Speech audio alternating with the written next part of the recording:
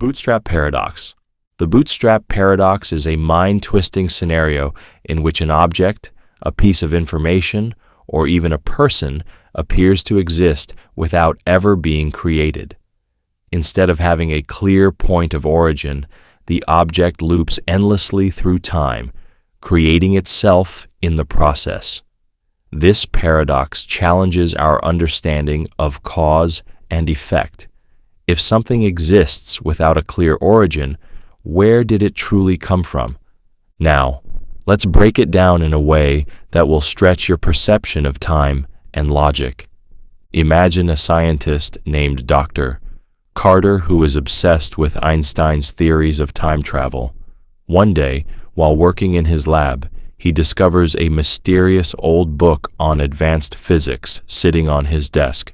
It is packed with revolutionary equations and insights that could change everything. Strangely, there is no author listed, no publishing date, just the knowledge itself. Intrigued, he studies the book, deciphers the equations, and eventually becomes famous for his groundbreaking theories. Years later, after a lifetime of research, Dr. Carter perfects time travel. He decides to go back in time and give his younger self the book that started it all. He places it on his past self's desk and vanishes into the time stream. But here's the problem. Where did the book originally come from? The book exists, but it has no point of creation. It was never written by anyone. It simply loops through time, passed from Dr. Carter's future self to his past self, over and over. This is the heart of the Bootstrap Paradox. An object, in this case the book, exists only because it was brought back from the future. But if it was never originally written, how can it exist at all? It has been bootstrapped into existence, seemingly coming from nowhere.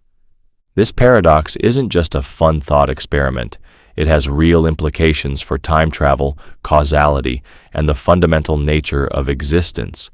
If something can exist without an origin, does that mean information, objects, or even people can spontaneously appear in reality as long as time travel is involved?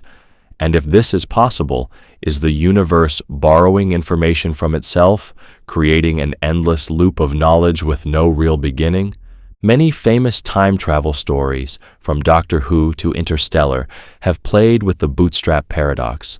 In Doctor Who, for example, Beethoven's music is preserved by a time traveler who, finding no record of Beethoven in history, writes and publishes his symphonies himself. So, who originally composed them? In physics, the Bootstrap Paradox raises deeper questions about information conservation. If knowledge can be passed through time without an origin, is it possible for reality to sustain a loop where cause and effect collapse into themselves? One way to resolve this paradox is to argue that the universe has self-consistency. This means that if time travel is real, the universe will always ensure events play out in a way that maintains consistency. Objects and information in a bootstrap loop will always exist because they always have. But this explanation doesn't fully satisfy the biggest question. If everything must come from somewhere, how can something come from nothing? The Bootstrap Paradox isn't just about time travel. It's about the very nature of creation itself.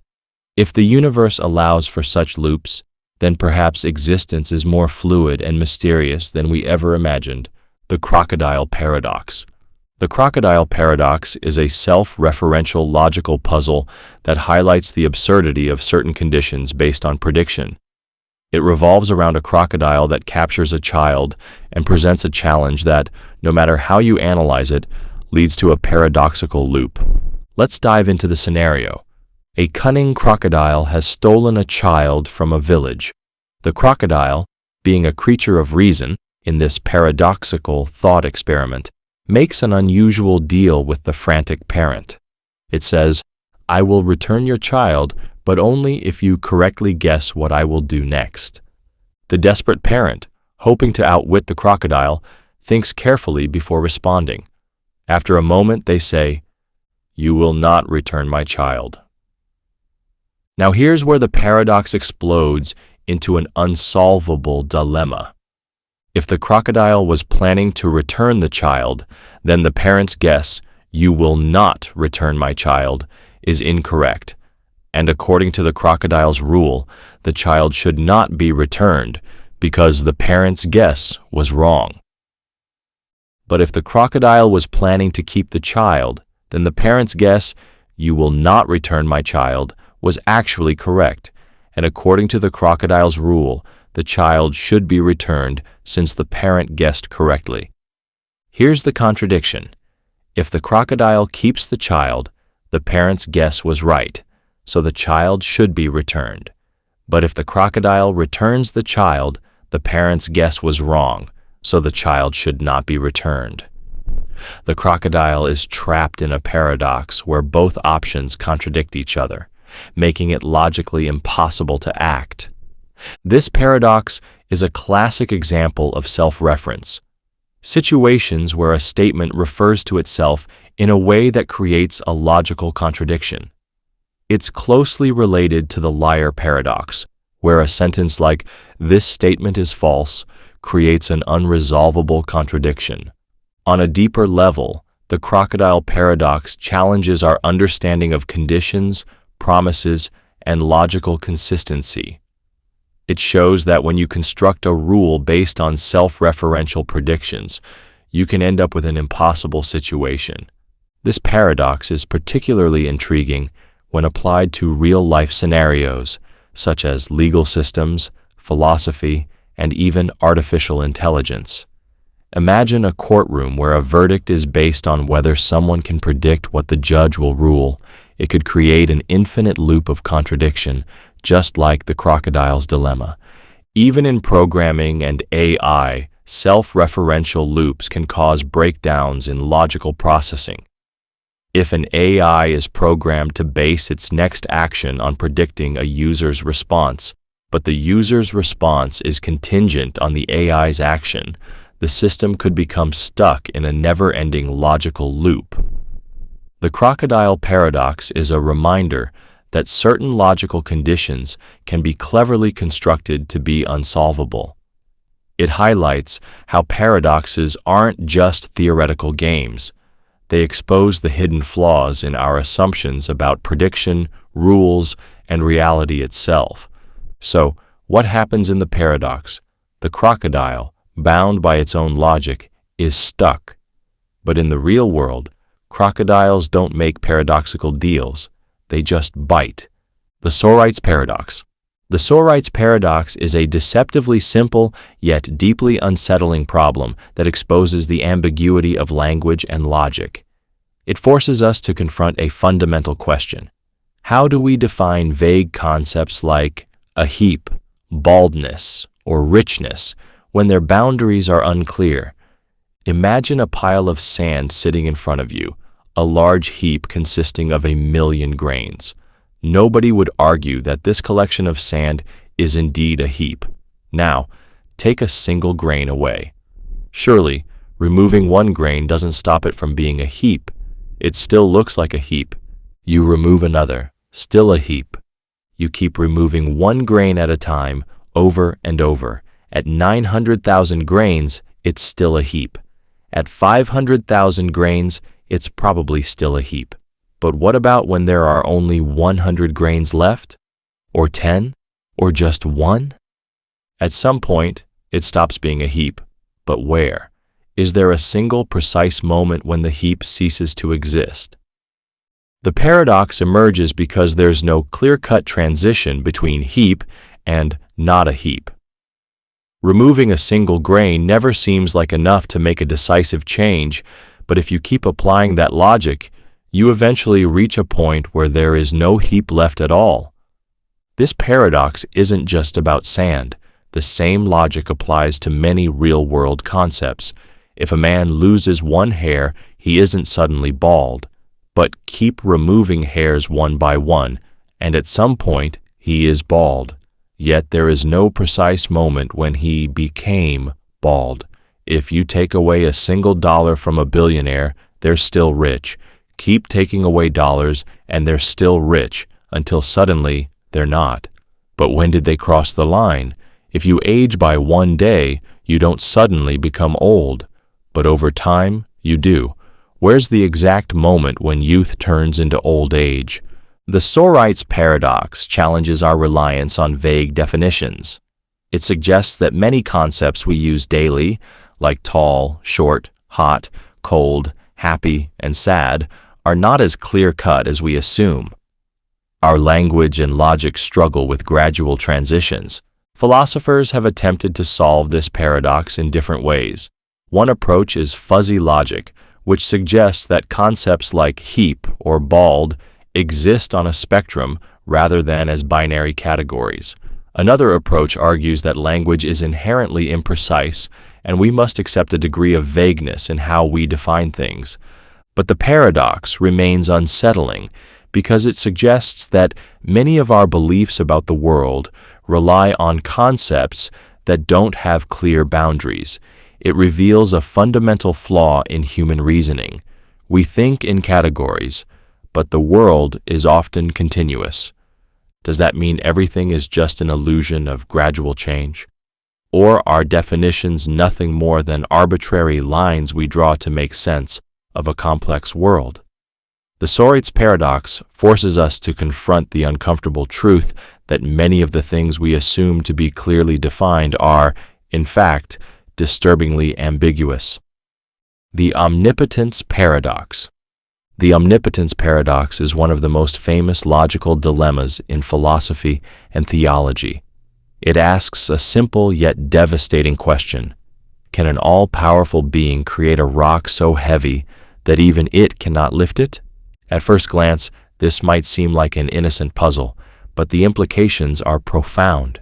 If the being can create such a rock, then there exists something it cannot lift, meaning it is not truly all-powerful.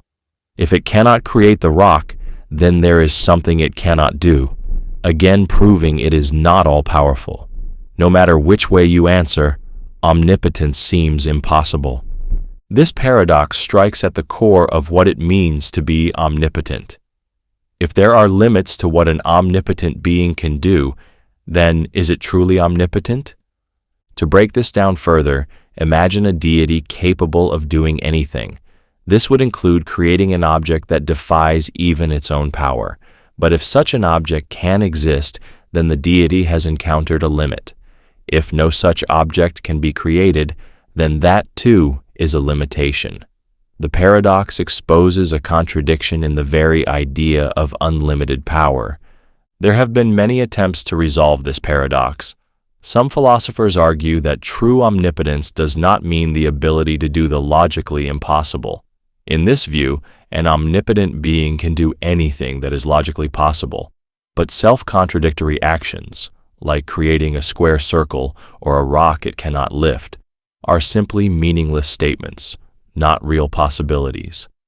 Others suggest that omnipotence is not about doing everything, but about doing all that is within the nature of an all-powerful being.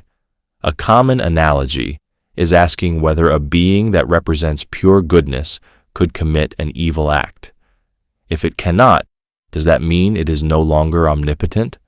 Or does omnipotence mean the ability to act within its own nature? This paradox also connects to broader philosophical debates about free will, the nature of divine power, and the limits of logic. If an omnipotent being exists outside the rules of logic, then perhaps the paradox is meaningless.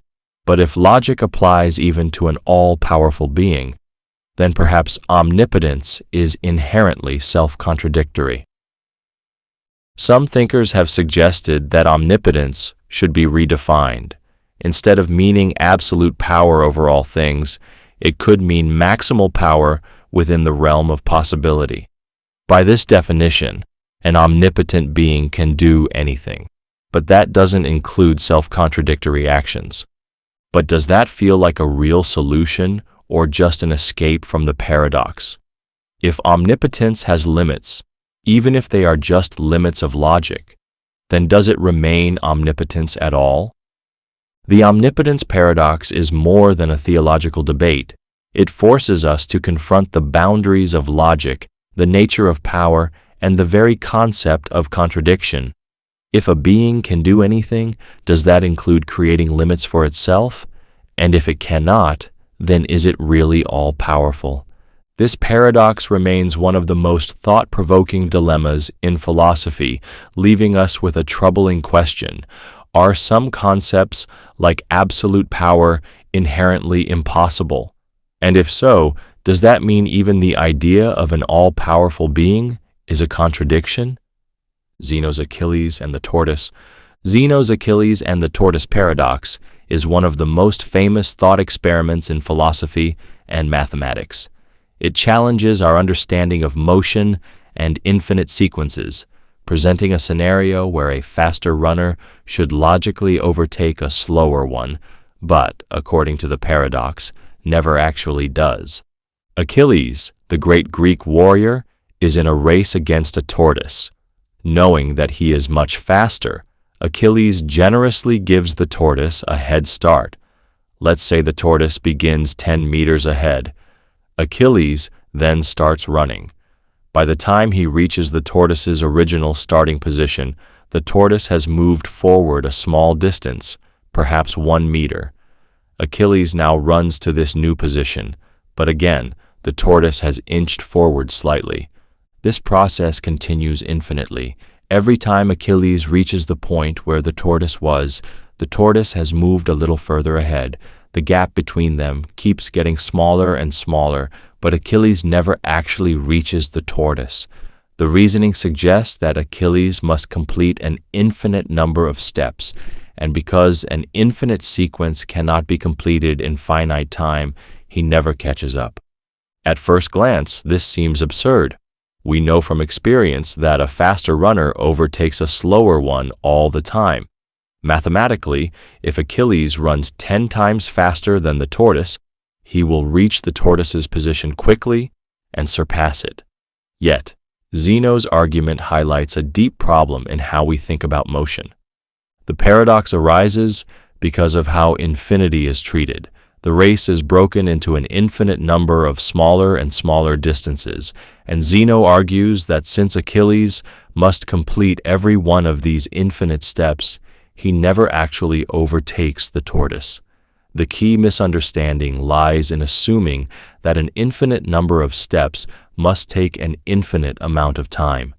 In reality, if the time taken for each step decreases proportionally, the total time remains finite. Mathematicians resolve this paradox by using the concept of convergent series. If the total distance Achilles must cover is broken into infinitely many segments, the sum of these segments approaches a finite limit. This means that Achilles does catch the tortoise after a calculable amount of time. The paradox helped inspire the development of calculus, where the idea of summing infinite sequences plays a crucial role in understanding motion and change. But beyond mathematics, Zeno's paradox remains a powerful metaphor for the way perception can sometimes deceive us. It illustrates how splitting reality into infinite divisions can lead to conclusions that contradict common sense. In many ways, it reflects how paradoxes emerge when logic collides with the limits of human intuition. The Barber Paradox. The Barber Paradox, formulated by the philosopher and mathematician Bertrand Russell, is a self-referential logical puzzle that exposes contradictions in set theory and definitions. It asks a simple but mind-bending question. If a barber shaves all and only those who do not shave themselves, who shaves the barber? Imagine a small town where there is only one barber, and the town has a strict rule. The barber shaves every man who does not shave himself, and no one else.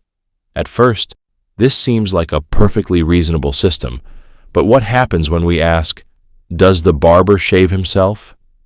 If the barber shaves himself, then according to the rule, he cannot shave himself, because he only shaves men who do not shave themselves. But if he does not shave himself, then by definition, he must be one of the men that the barber shaves. This contradiction creates an inescapable logical loop. The rule governing the barber's actions is self-defeating, because it cannot consistently apply to the barber himself. The paradox reveals a deep issue in logic and set theory. It shows that certain types of self-referential definitions lead to contradictions, much like the famous liar paradox, where someone says, "I always lie." If the statement is true, then they must be lying, making it false. But if it's false, then they must be telling the truth, which contradicts itself. The Barber Paradox played a crucial role in uncovering problems in early mathematical logic. Bertrand Russell discovered that certain ways of defining sets could create contradictions if a set was allowed to contain itself. This led to what is known as Russell's paradox, which questioned whether the set of all sets that do not contain themselves could logically exist. The realization that such contradictions could arise led to the development of new foundations for mathematics, including set theory and logic systems that carefully define which sets and statements are valid. Beyond mathematics, the Barber Paradox illustrates how seemingly simple rules can become paradoxical when they are applied universally.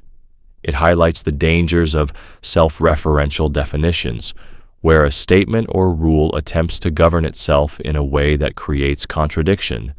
In real life, similar logical contradictions emerge in philosophy, law, and even artificial intelligence. A legal system that says all laws must be enforced runs into trouble when the law itself is contradictory. A self-learning AI programmed to only act in ways that improve itself could potentially reach a contradiction where improvement is impossible without breaking its original rules. The paradox ultimately teaches us that logic, while powerful, is not always straightforward. Some questions may seem answerable at first, but lead to inevitable contradictions when analyzed deeply. And sometimes, the only solution is to step outside the paradox entirely and redefine the rules that created it in the first place. The Liar Paradox. The Liar Paradox is one of the simplest, yet most baffling paradoxes in logic and philosophy. It is built on self-reference and challenges our basic understanding of truth and falsehood. The paradox can be summed up in a single sentence: I am lying. At first glance, it seems straightforward, but the moment you try to evaluate whether the statement is true or false, you get caught in an endless logical loop. If the statement is true, then the person is telling the truth when they say, I am lying. But if they are telling the truth, then the statement itself must be false, because they claim to be lying. If the statement is false, then the person is lying when they say, I am lying. But if they are lying, that means the statement must actually be true. No matter which way you approach it, truth flips into falsehood, and falsehood flips into truth. The paradox creates an inescapable loop where logic breaks down. This is not just a linguistic trick. It reveals something deeply troubling about the nature of logic and self-referential statements. If our understanding of truth depends on consistency, how do we handle statements that contradict themselves? One way to resolve the paradox is by rejecting the assumption that every statement must be either true or false. This idea, known as the principle of bivalence, states that all statements must belong to one of two categories, true or false. But the liar paradox suggests that some statements don't fit neatly into either category. Instead, they may belong to a third category, statements that are undecidable or paradoxical. Modern logic has attempted to deal with this problem in different ways. Some logicians, like Alfred Tarski, argue that truth can only be defined within a given system, and that self-referential statements exist outside that system, making them meaningless. Others, like Saul Kripke, suggest that paradoxical statements belong to a kind of unstable truth value that shifts depending on interpretation. The paradox has practical implications beyond philosophy. In artificial intelligence and computer science, self-referential loops can cause errors in programming. In law and politics, ambiguous statements can create contradictions that make legal judgments impossible. Even in everyday life, people sometimes use contradictions for rhetorical effect, saying things like, "I always lie," or "Everything I say is false." But the moment we try to logically analyze such claims, we see how self-contradiction leads to collapse. The liar paradox exposes a fundamental weakness in our logical systems. When truth refers to itself, it can sometimes destroy itself. Does this mean truth is always relative, or does it mean that some statements exist outside the boundaries of truth and falsehood altogether? The paradox of the ravens. The paradox of the ravens, also known as Hempel's paradox, is a counterintuitive problem in the philosophy of science and logic. It challenges how we think about evidence and scientific reasoning, exposing a hidden flaw in the way we confirm theories. The paradox starts with a simple scientific hypothesis: all ravens are black. At first, this seems like a straightforward statement. To confirm this hypothesis, we would expect to observe black ravens. Every time we see a black raven, it reinforces our belief that the statement is true. But logically, this statement can be rewritten in an equivalent way. If something is not black, then it is not a raven. This means that if we find a green apple, which is not black, and it turns out not to be a raven, then it also confirms the hypothesis. Now, here's where the paradox emerges. According to logic, every observation of a green apple, a red chair, or a blue car should strengthen our belief that all ravens are black, because they all confirm that if something is not black, then it is not a raven. But intuitively, this feels completely absurd. Seeing a green apple tells us nothing about the color of ravens. This paradox arises because of how logical reasoning works. In formal logic, if two statements are equivalent, then any evidence supporting one must also support the other. Since all ravens are black is logically the same as if something is not black, it is not a raven. It follows that non-black non-ravens provide evidence for black ravens. But in real life, we don't think this way. Scientific reasoning doesn't just rely on formal logic, it relies on relevance. When scientists test hypotheses, they focus on observations that are directly related to the claim being tested. If we want to prove that all ravens are black, the best way is to keep observing ravens, not apples. One way to resolve the paradox is to argue that while logically valid, the idea of confirming a theory with irrelevant observations is not practical. The strength of evidence should depend on how directly it relates to the claim being tested. In this case, a single white raven would disprove the hypothesis immediately, while a million non-black non-ravens do little to confirm it. The paradox highlights a flaw in the way we think about confirmation. It forces us to reconsider what it means to prove something true. If logic dictates that a green apple supports the idea that all ravens are black, does that mean our everyday reasoning is flawed? Or does it mean that logic itself doesn't always align with common sense?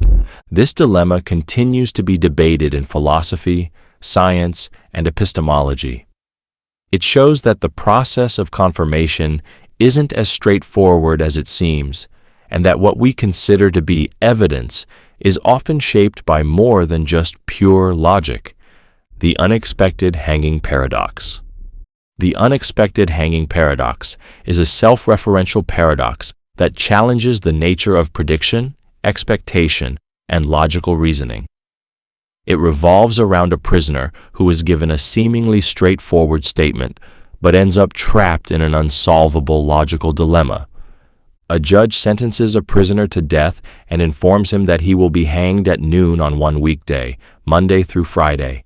However, the judge adds a twist. The execution will be a surprise. The prisoner will not know the day of the hanging until the executioner arrives at his cell that morning. Upon hearing this, the prisoner begins to analyze the situation logically. He reasons that he cannot be hanged on Friday. If he has not been hanged by Thursday evening, then Friday will be the only remaining possibility. But if he knows that, then the hanging on Friday would not be a surprise.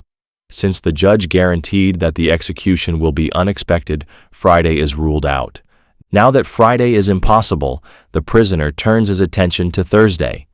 If he survives until Wednesday evening, then Thursday becomes the last remaining day. But if that happens, he will expect the execution on Thursday, contradicting the judge's statement that the execution will be unexpected. So, Thursday is ruled out as well. Following this logic, the prisoner eliminates Wednesday, Tuesday, and finally, Monday. By this reasoning, he convinces himself that the execution cannot happen at all without violating the unexpected condition. Feeling reassured, the prisoner relaxes and stops worrying about his fate. Then, on a random Wednesday, the executioner arrives at his cell, and he is completely shocked. The judge's statement turns out to be true. The hanging was unexpected. This paradox arises because the prisoner assumes that he can logically determine the execution day in advance. However, his reasoning leads to a contradiction. He concludes that execution is impossible, but it still happens. The flaw in his logic is that he assumes he can make perfect deductions based on future knowledge, which is an impossibility when dealing with uncertainty. Philosophers and logicians have debated various ways to resolve the paradox. One approach suggests that the prisoner's mistake is in assuming that unexpected means impossible to anticipate at all. In reality, something can be logically deduced after the fact, but that does not mean it was predictable in advance. Another interpretation focuses on the limits of reasoning itself. If a system of logic leads to an absurd conclusion, in this case, that the execution cannot happen, it suggests that the logic being used is flawed. The paradox demonstrates that rationality can sometimes undermine itself when it tries to account for uncertainty and human expectations. The unexpected hanging paradox is more than just an intellectual curiosity. It applies to real-world scenarios. It relates to surprise tests in schools, military strategy, economic forecasting, and even artificial intelligence. If someone is told to expect the unexpected, can they truly prepare? And if they do, does the unexpected still remain unexpected? At its core, this paradox exposes the limitations of logic in the face of uncertainty. Sometimes, no amount of reasoning can prepare us for surprises that, paradoxically, we were warned about all along. The Pinocchio Paradox. The Pinocchio Paradox is a unique self-referential paradox that combines logic, language, and the fictional world of Pinocchio. It arises when Pinocchio, the wooden puppet whose nose grows when he tells a lie, utters the sentence, "My nose will grow now." The paradox emerges because Pinocchio's nose only grows when he tells a falsehood. So, what happens next? If his statement is true, then his nose should grow. But that would mean he was lying when he said, "My nose will grow now," because it would suggest that the nose grew for no reason. Since his nose only grows when he lies, the fact that it grew must mean the statement was false. If his statement is false, then his nose should not grow. But that contradicts the rule. If his statement was false, it means "my nose will grow now" was a lie, which means his nose should grow. No matter which way you look at it, the statement creates a logical loop where truth and falsehood collapse into each other. The paradox is similar to the liar paradox. This statement is false, but adds a physical consequence, Pinocchio's nose growth, making it even more perplexing. This paradox raises questions about self-referential statements and whether they can meaningfully exist. If a statement refers to itself in a way that creates a contradiction, does that mean the statement is outside the realm of truth and falsehood altogether? One way to resolve the paradox is to argue that Pinocchio's nose only grows when he tells a statement that is already false, rather than statements that predict future actions. Since "my nose will grow now" is a prediction rather than a statement about the past or present, the rule might not apply. If the rule applies only to factual lies, then statements about the future wouldn't trigger the effect, meaning the paradox is avoided. Another interpretation is that the paradox exposes a flaw in Pinocchio's magical logic. If the curse placed on Pinocchio's nose obeys strict truth-falsehood mechanics, then encountering a paradox might break the system entirely. Perhaps his nose would enter an infinite loop of growing and shrinking. This paradox has implications beyond fairy tales. It highlights how self-referential systems, whether in philosophy, computer programming, or artificial intelligence, can sometimes create contradictions that lead to logical breakdowns. In programming, for example, if a function defines itself in contradictory terms, it can cause an infinite loop, much like the paradox of Pinocchio's nose. It also connects to the philosophy of language, where statements are often expected to be either true or false. But Pinocchio's paradox suggests that some statements might exist outside of truth and falsehood, existing in a kind of logical limbo. Ultimately, the Pinocchio Paradox is a fascinating thought experiment about how logic interacts with reality. It challenges our assumptions about truth, contradiction, and what happens when the rules of a system collide in a way that defies resolution. If Pinocchio ever speaks this sentence, what would actually happen? Maybe, just maybe, his nose would refuse to grow. Not because the paradox is solved, but because some contradictions are simply too absurd for even magic to handle. The paradox of the stone. The paradox of the stone is a classic philosophical dilemma that questions the very nature of omnipotence. It asks a simple but devastatingly tricky question. Can an all-powerful being create a stone so heavy that even it cannot lift it? At first glance, this might seem like an innocent puzzle, but the moment you analyze it, it traps you in a logical contradiction. If the answer is yes, then the being has created a stone that it cannot lift. But if there is something it cannot lift, then it is not truly omnipotent. If the answer is no, then there is something the being cannot do, namely, create this hypothetical stone. But if there is something it cannot do, then it is also not omnipotent. Either way, omnipotence seems to be an impossible concept because it leads to self-contradiction. This paradox is often used in theological and philosophical debates to challenge the concept of an all-powerful deity. If omnipotence includes the power to do everything, then it must include the ability to limit itself.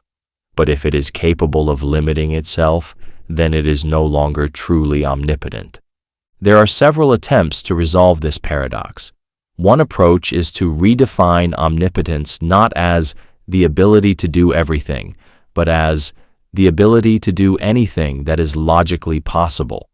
Under this view, self-contradictory actions, like creating a square circle or making 2 + 2 = 5, are meaningless and do not count as legitimate actions. Therefore, creating an unliftable stone is not a valid task for an omnipotent being because it is self-defeating by definition. Another way to resolve the paradox is through the concept of self-limiting power. This suggests that omnipotence does not mean the ability to do literally anything, but rather having the power to control how much power is used. In this sense, an all-powerful being could create a heavy stone and then choose to restrict its own strength so that it could not lift it. However, this would be a voluntary limitation, not a forced one. This paradox also raises deeper questions about the nature of power itself. Can absolute power include the ability to make itself powerless? If so, does that mean omnipotence is inherently self-destructive? Some philosophers argue that omnipotence must be viewed as a coherent, consistent concept, one that does not include logically contradictory conditions. Others believe that this paradox exposes a fundamental flaw in the very idea of unlimited power, suggesting that omnipotence is an impossible concept. Regardless of where one stands on the issue, the paradox of the stone continues to be one of the most thought-provoking challenges to our understanding of power, logic, and the nature of the divine. It forces us to confront an uncomfortable question: can there ever be true unlimited power, or does the very idea of omnipotence contradict itself? Zeno's Dichotomy Paradox. Zeno's Dichotomy Paradox is a mind-bending thought experiment that challenges the very idea of motion and progress. It forces us to ask, if we must always travel half the remaining distance to a goal, do we ever truly arrive? Imagine you are walking toward a destination. Before you can reach the goal, you must first travel half the distance there. After that, you must travel half of the remaining distance. Then, you must travel half of that remaining distance. This process continues infinitely, with each step getting smaller and smaller. Since you must always complete an infinite number of smaller and smaller steps before reaching the goal, Zeno argued that movement itself must be an illusion. After all, how can you ever finish an infinite sequence of steps? This paradox seems absurd because, in reality, people reach their destinations all the time. If motion were truly impossible, we would never be able to walk, drive, or move in any way. However, the paradox is based on a clever manipulation of infinite sequences, highlighting a problem in how we think about motion mathematically. The flaw in Zeno's reasoning was later resolved through the development of calculus. Mathematicians discovered that an infinite number of decreasing steps can still have a finite sum. In other words, even though you divide the journey into infinitely many segments, the total time taken is finite. For example, suppose the total distance to your destination is 1 meter. First, you travel half a meter, then a quarter, then an eighth, then 1/16th, and so on. The sum of all these fractions converges to exactly 1 meter. This is known as a convergent series, meaning that even though the number of steps is infinite, the total distance remains finite. Zeno's paradox played a crucial role in inspiring the development of mathematical concepts that help us deal with infinity in practical ways. Without these breakthroughs, modern physics, engineering, and computer science would struggle to handle continuous change. Beyond mathematics, the paradox also has philosophical implications. It challenges how we perceive time, space, and motion. If we think of time as being made up of infinitely small moments, does that mean we are constantly trapped in an endless process of trying to move forward? Some interpretations suggest that movement and time are not actually composed of infinite divisions, but rather exist as whole, continuous experiences. Others believe the paradox shows that our intuitive understanding of reality is incomplete and that motion may work in ways we do not yet fully comprehend. Zeno's Dichotomy Paradox reminds us that even the most basic concepts, like movement, can become mysterious when analyzed deeply. It is a testament to the power of paradoxes. By breaking our assumptions, they force us to rethink the very foundations of reality. The Ship of Theseus. The Ship of Theseus is a famous philosophical paradox that challenges our understanding of identity, continuity, and what it means for something to remain the same over time. It asks a deceptively simple question. If you replace every part of an object, is it still the same object? The paradox is traditionally told through the story of the Greek hero Theseus. His ship, a great vessel used in battle, is preserved in a harbor as a memorial. Over time, some of its wooden planks begin to rot.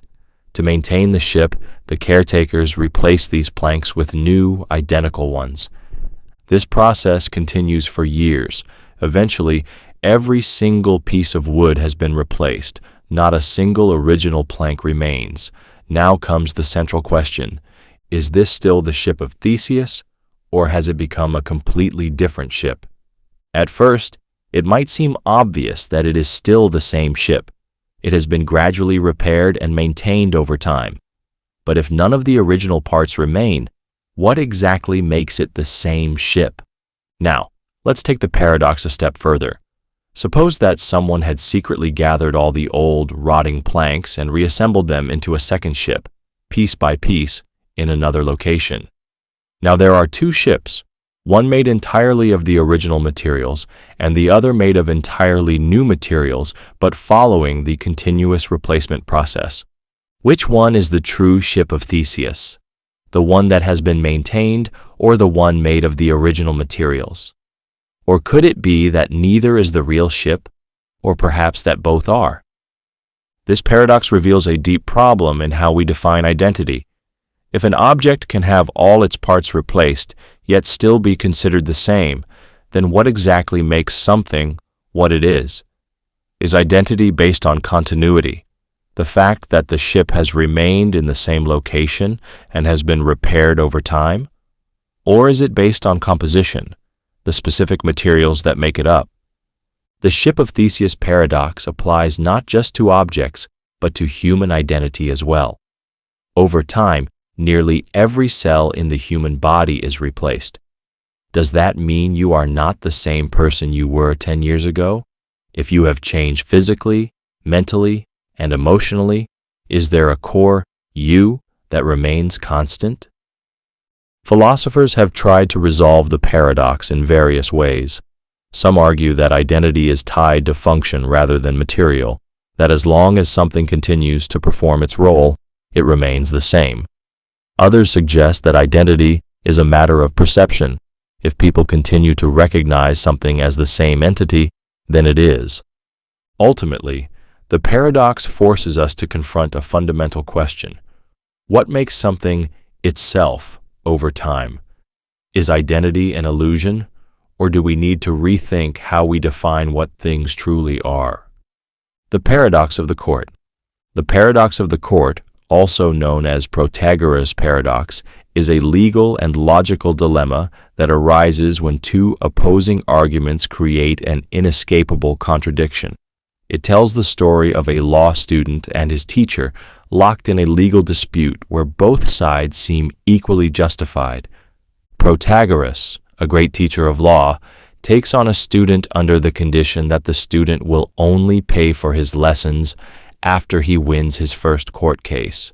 The student agrees, and the lessons proceed. However, once the lessons are over, the student does something clever. He never takes on any cases. Since he has not yet won a case, he argues that he does not have to pay Protagoras according to their agreement. Frustrated, Protagoras decides to sue the student in court to force him to pay. And this is where the paradox begins. Protagoras presents his argument. If the court rules in my favor, then the student must pay me, because that is the court's decision. If the court rules in my student's favor, then he will have won his first case, which means, according to our agreement, he must pay me anyway. Either way, I win, and he must pay.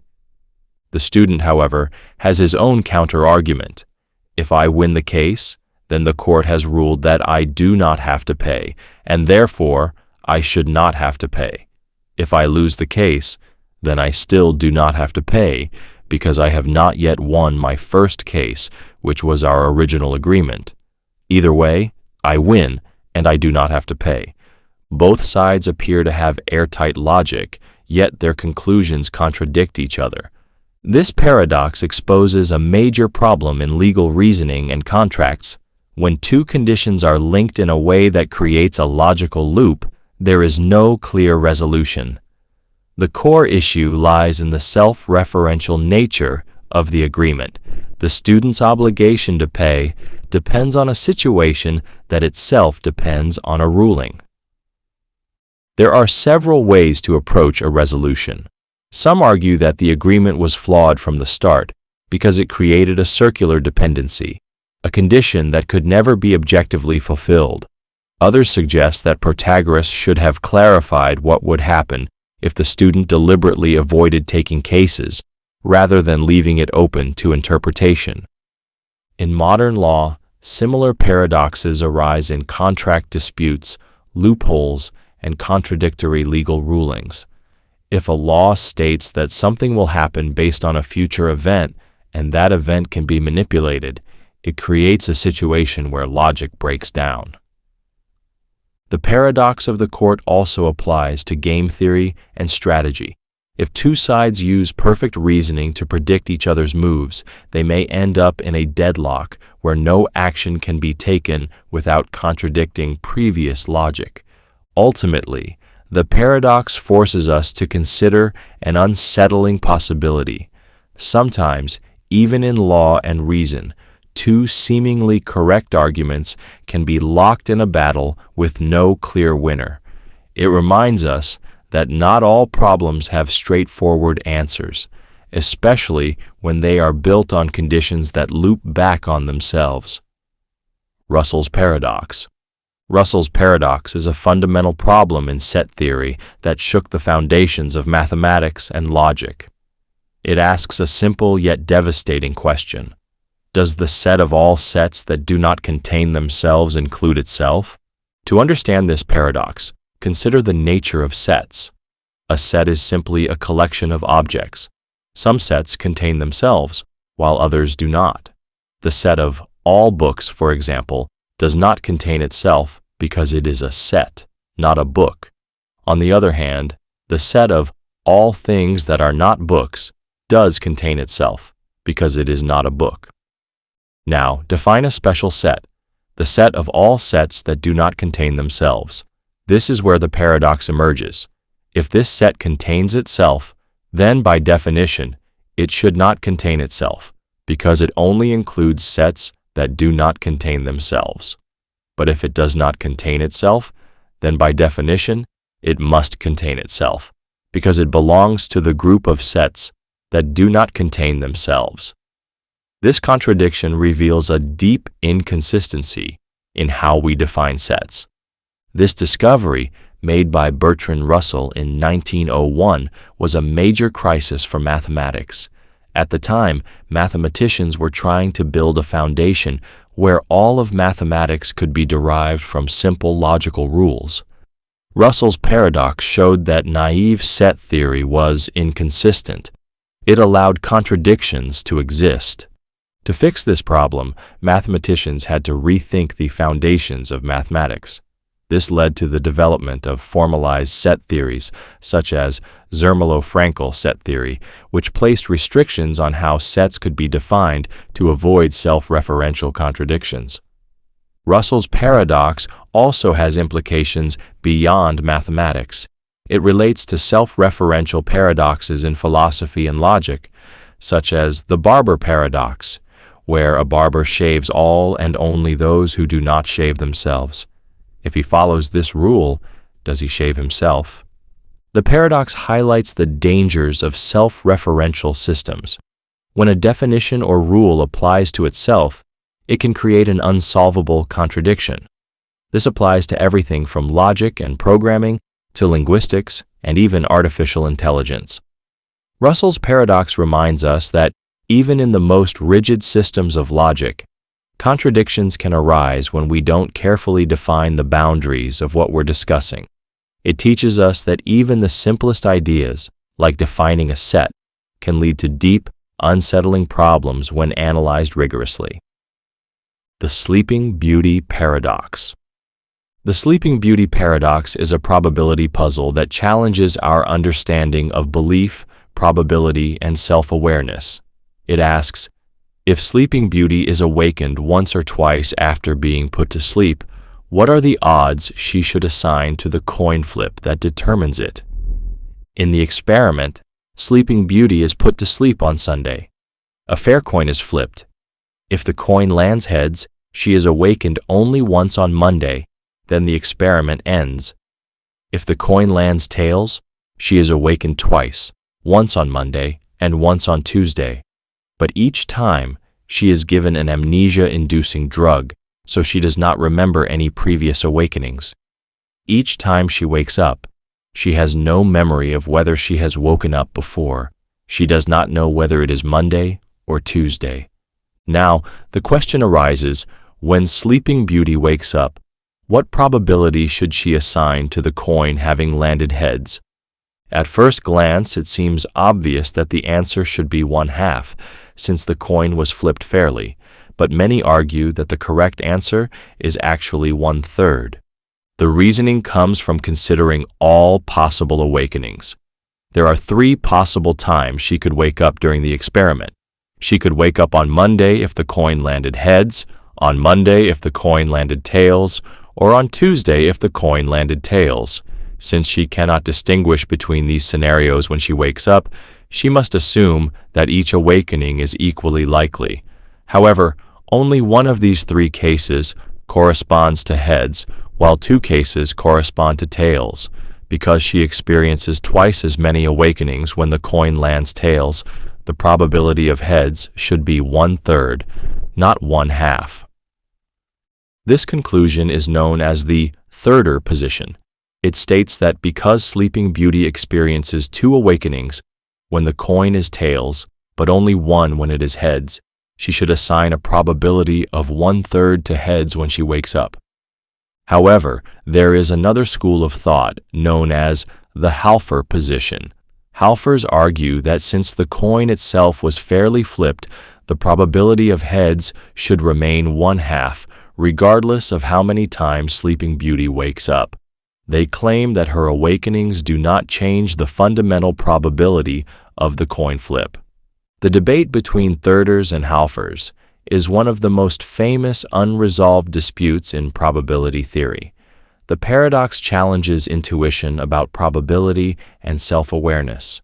It forces us to question how subjective experience influences the way we assign probabilities to events. Beyond probability theory, the Sleeping Beauty paradox has implications in philosophy, decision theory, and even quantum mechanics. It is closely related to the anthropic principle, which asks how our existence as observers affects our understanding of the universe. Some physicists have used similar reasoning to argue about the probability of living in a simulated reality or the likelihood of multiple universes. The paradox ultimately forces us to ask a bigger question: does probability measure objective reality, or does it depend on the observer's experience of it? If the thirder argument is accepted, it means that probability is not just about what is true, but about what an observer can experience.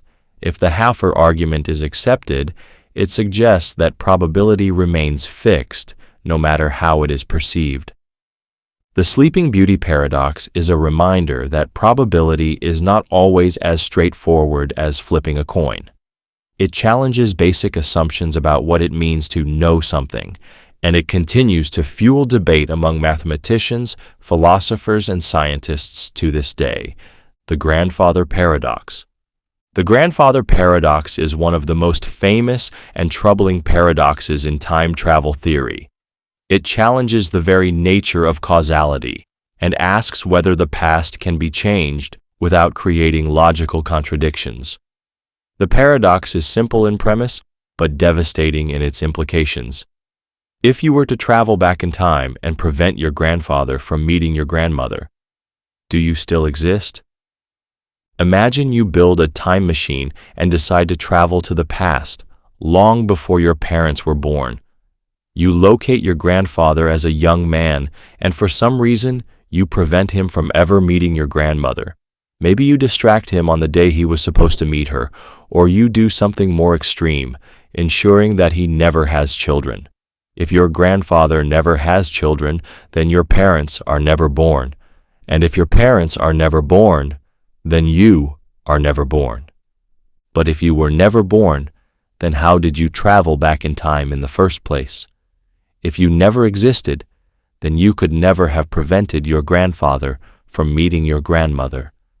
This contradiction creates an impossible situation where your actions erase your own existence, which then prevents you from taking those actions in the first place. The paradox loops endlessly, making time travel to the past seem logically inconsistent. One possible way to resolve the paradox is the idea of self-consistency. Some physicists and philosophers propose that time travel might be possible, but you can never change the past in a way that contradicts the present. Under this view, if you attempt to prevent your grandfather from meeting your grandmother, something will always happen to prevent you from succeeding. Perhaps your gun jams, you get distracted, or history simply corrects itself to prevent a paradox. This is sometimes called the Novikov self-consistency principle, which suggests that the timeline protects itself from logical contradictions. Another possible resolution is the idea of parallel universes or the multiverse theory. In this interpretation, when you go back in time and change history, you do not alter your original timeline. Instead, you create a new, separate timeline where your grandfather never meets your grandmother. In that new timeline, you will never be born, but in your original timeline, nothing changes. This idea is popular in many science fiction stories, as it allows for time travel without paradoxes. The grandfather paradox raises fundamental questions about the nature of time, causality, and free will. If time travel were possible, would we have any control over the past, or is history fixed? If we could change the past, would we risk erasing ourselves and creating paradoxes that break the very fabric of reality? Whether or not time travel is physically possible, the grandfather paradox highlights a deep and troubling issue. If cause and effect are reversed, logic itself begins to collapse. If the past can be changed, then the future, including the actions that led to changing the past, may become impossible. The twin paradox. The twin paradox is one of the most fascinating consequences of Einstein's theory of relativity. It challenges our intuition about time, motion, and reality itself. The paradox asks a simple but mind-bending question. If one twin travels at near light speed and returns, why is the other twin older?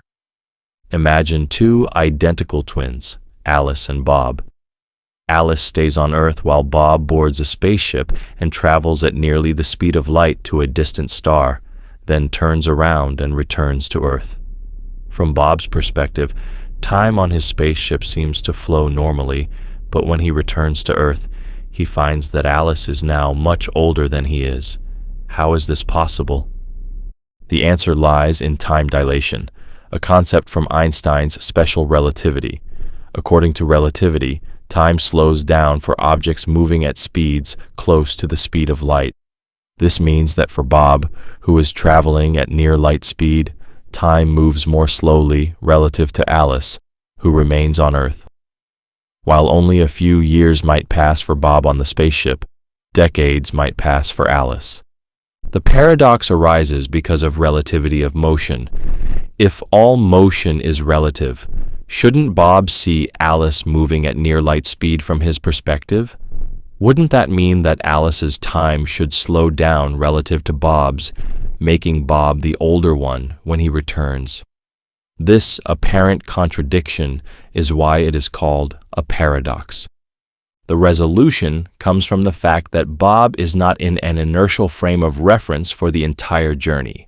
While Alice remains in a constant frame of reference on Earth, Bob undergoes acceleration and deceleration when he turns around to return home. These changes in motion break the symmetry and result in an actual difference in aging. This effect, called differential aging, has been confirmed experimentally. Precise atomic clocks have been placed on fast-moving airplanes and satellites, and they have consistently measured time running more slowly compared to clocks on Earth. This means that time dilation is not just a thought experiment. It is a real effect that has been observed and measured. The twin paradox has profound implications for space travel.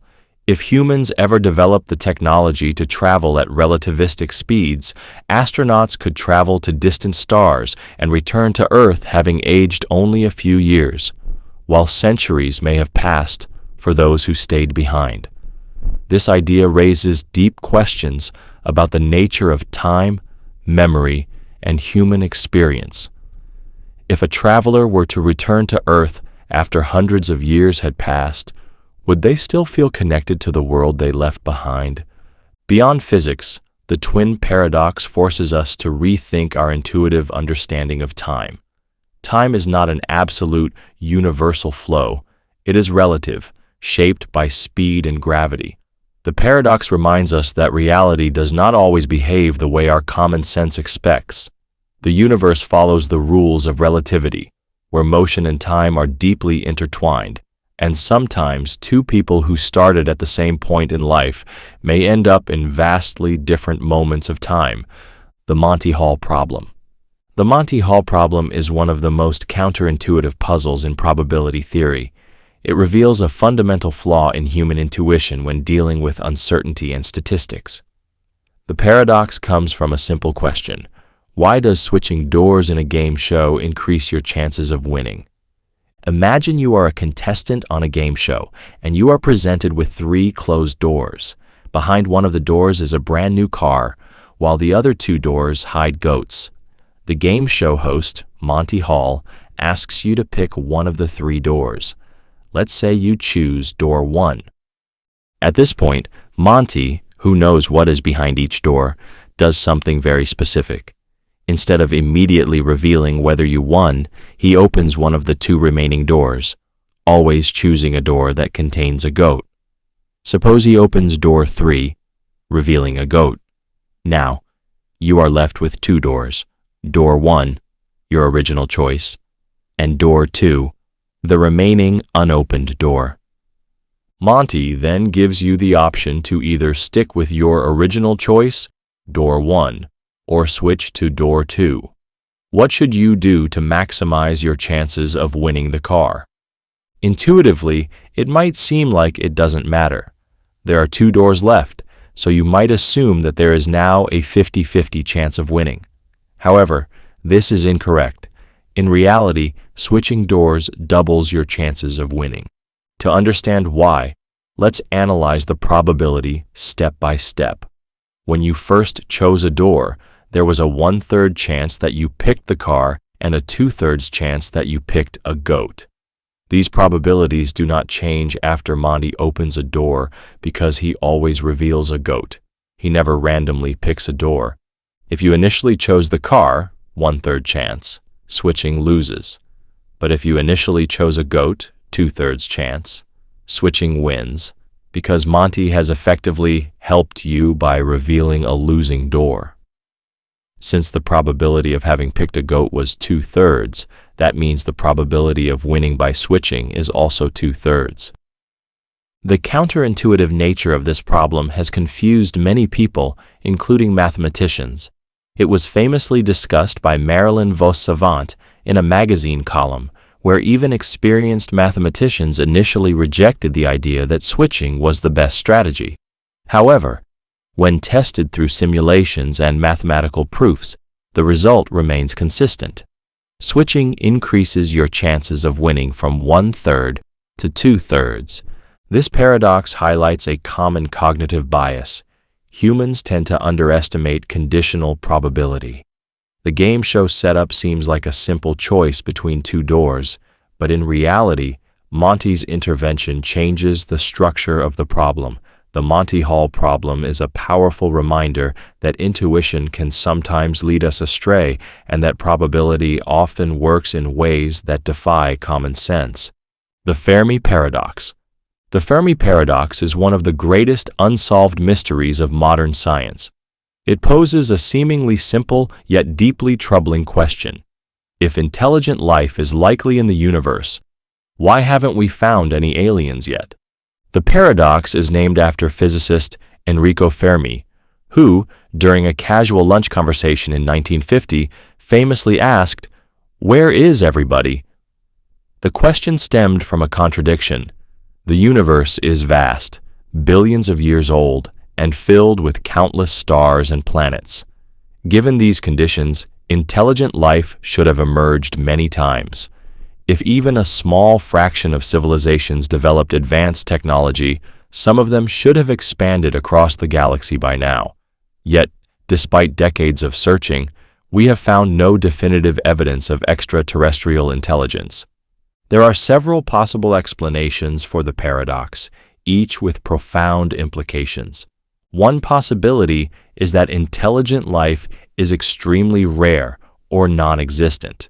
Even if planets are common, the emergence of intelligent, technologically advanced civilizations might require such an improbable series of events that it has only happened once, on Earth.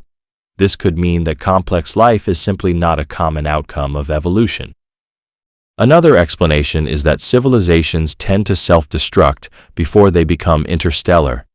This is known as the Great Filter Hypothesis. It suggests that there is some catastrophic barrier preventing civilizations from surviving long enough to expand across the galaxy. This barrier could be nuclear war, ecological collapse, artificial intelligence gone rogue, or any number of existential threats. If this is true, then humanity might either be one of the few lucky survivors or still headed toward our own self-destruction. Some theories suggest that alien civilizations might be hiding on purpose.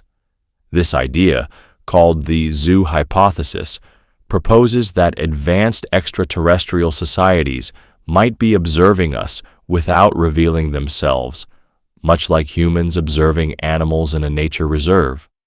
Another possibility is that aliens are broadcasting signals, but we are not technologically advanced enough to detect them.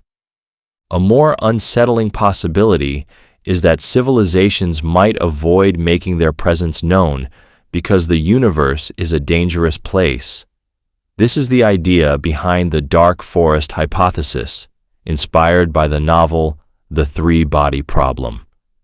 It suggests that the reason we do not hear from alien civilizations is that they remain silent to avoid attracting the attention of a more powerful, hostile species. In a universe where survival depends on secrecy, broadcasting your location could be a fatal mistake. Another explanation is that we haven't looked hard enough yet. Space is vast, and our search for extraterrestrial intelligence has barely scratched the surface. The signals we are looking for might be too advanced, too faint, or using communication methods beyond our current understanding. The vastness of space and the limits of our technology could mean that aliens exist, but we simply haven't detected them yet. The Fermi Paradox challenges us to confront our assumptions about life, intelligence, and the fate of civilizations. If intelligent life is common, then why is the universe so silent? And if intelligent life is rare, what makes Earth so special? The paradox forces us to consider the possibility that we are either alone in the universe or part of a cosmic landscape where civilizations rise and fall without ever meeting one another. Either answer has profound implications for our place in the cosmos and the future of humanity. The paradox of free will. The paradox of free will questions the very nature of human choice. It forces us to confront a fundamental contradiction. If the future is already determined, how can we truly have free will? Imagine that every event in the universe follows strict laws of cause and effect. If every action is the result of prior conditions, going all the way back to the beginning of time, then our choices might not be choices at all, but simply inevitable outcomes of an unbroken chain of causality. This view, known as determinism, suggests that everything, from the movement of planets to our individual decisions, is already set in motion by past events. If determinism is true, then when you make a decision, like what to eat for breakfast, you may feel as though you are making a free choice, but in reality, every factor leading up to that moment, your biology, experiences, environment, and the laws of physics, has already dictated what you will decide. On the other hand, the idea of free will suggests that individuals have the power to make choices independent of external conditions. Free will implies that, at any given moment, you could genuinely choose between multiple options and the future is not entirely set. This concept is essential to our understanding of morality, responsibility, and personal identity. If free will does not exist, can people truly be held accountable for their actions? If every decision is predetermined, then praise, blame, punishment, and reward become meaningless. After all, how can you be responsible for doing something you had no real power to change? This paradox becomes even more complicated when we introduce the idea of omniscience. If a being, such as a god, already knows everything that will happen in the future, then isn't the future already set? If it is already known, can it be changed? If free will exists, then the future must be open. But if the future is known in advance, then it is fixed and unchangeable. This contradiction has led to centuries of debate in philosophy, theology, and physics. Some philosophers try to resolve the paradox by redefining free will. Compatibilists argue that free will and determinism can coexist. They suggest that even if every action is predetermined, as long as a person acts according to their desires and reasoning without coercion, they can still be considered free. Others reject this, arguing that if all our desires and reasoning are also predetermined, then true freedom does not exist. In contrast, quantum mechanics introduces the possibility of randomness at the smallest levels of reality. If quantum uncertainty affects the brain, then maybe the future is not fully determined. But randomness alone does not create free will. Just because something is unpredictable doesn't mean it is chosen freely. Ultimately, the paradox of free will forces us to ask, are we truly making choices, or are we just experiencing the illusion of choice? And if we don't have free will, what does that mean for how we understand ourselves, our actions, and our place in the universe? The Infinite Hotel Paradox. The Infinite Hotel Paradox, also known as Hilbert's Hotel, is a mind-bending thought experiment that explores the strange and counterintuitive nature of infinity. It asks a simple but perplexing question. How can a hotel with infinitely many full rooms still accommodate more guests? Imagine a hotel with an infinite number of rooms, each of which is occupied. A new guest arrives and asks for a room. The hotel should be full, but the manager has a clever trick. Since there are infinitely many rooms, he moves every current guest one room up. The guest in room 1 moves to room 2. The guest in room 2 moves to room 3. The guest in room 3 moves to room 4, and so on, continuing infinitely. This process shifts every guest to a higher numbered room, freeing up room 1 for the new guest. Amazingly, even though the hotel was full, it was still able to accommodate another guest. But it gets even stranger. Suppose a bus with an infinite number of guests arrives. Can the hotel still fit them all? Surprisingly, the answer is yes. The manager once again shifts everyone. This time, instead of moving each guest up by one room, he moves each guest to the room number that is twice their current room number. The guest in room 1 moves to room 2. The guest in room 2 moves to room 4. The guest in room 3 moves to room 6, and so on. Now all the odd-numbered rooms, room 1, 3, 5, 7, etc., are empty, leaving infinite space for the infinite new guests.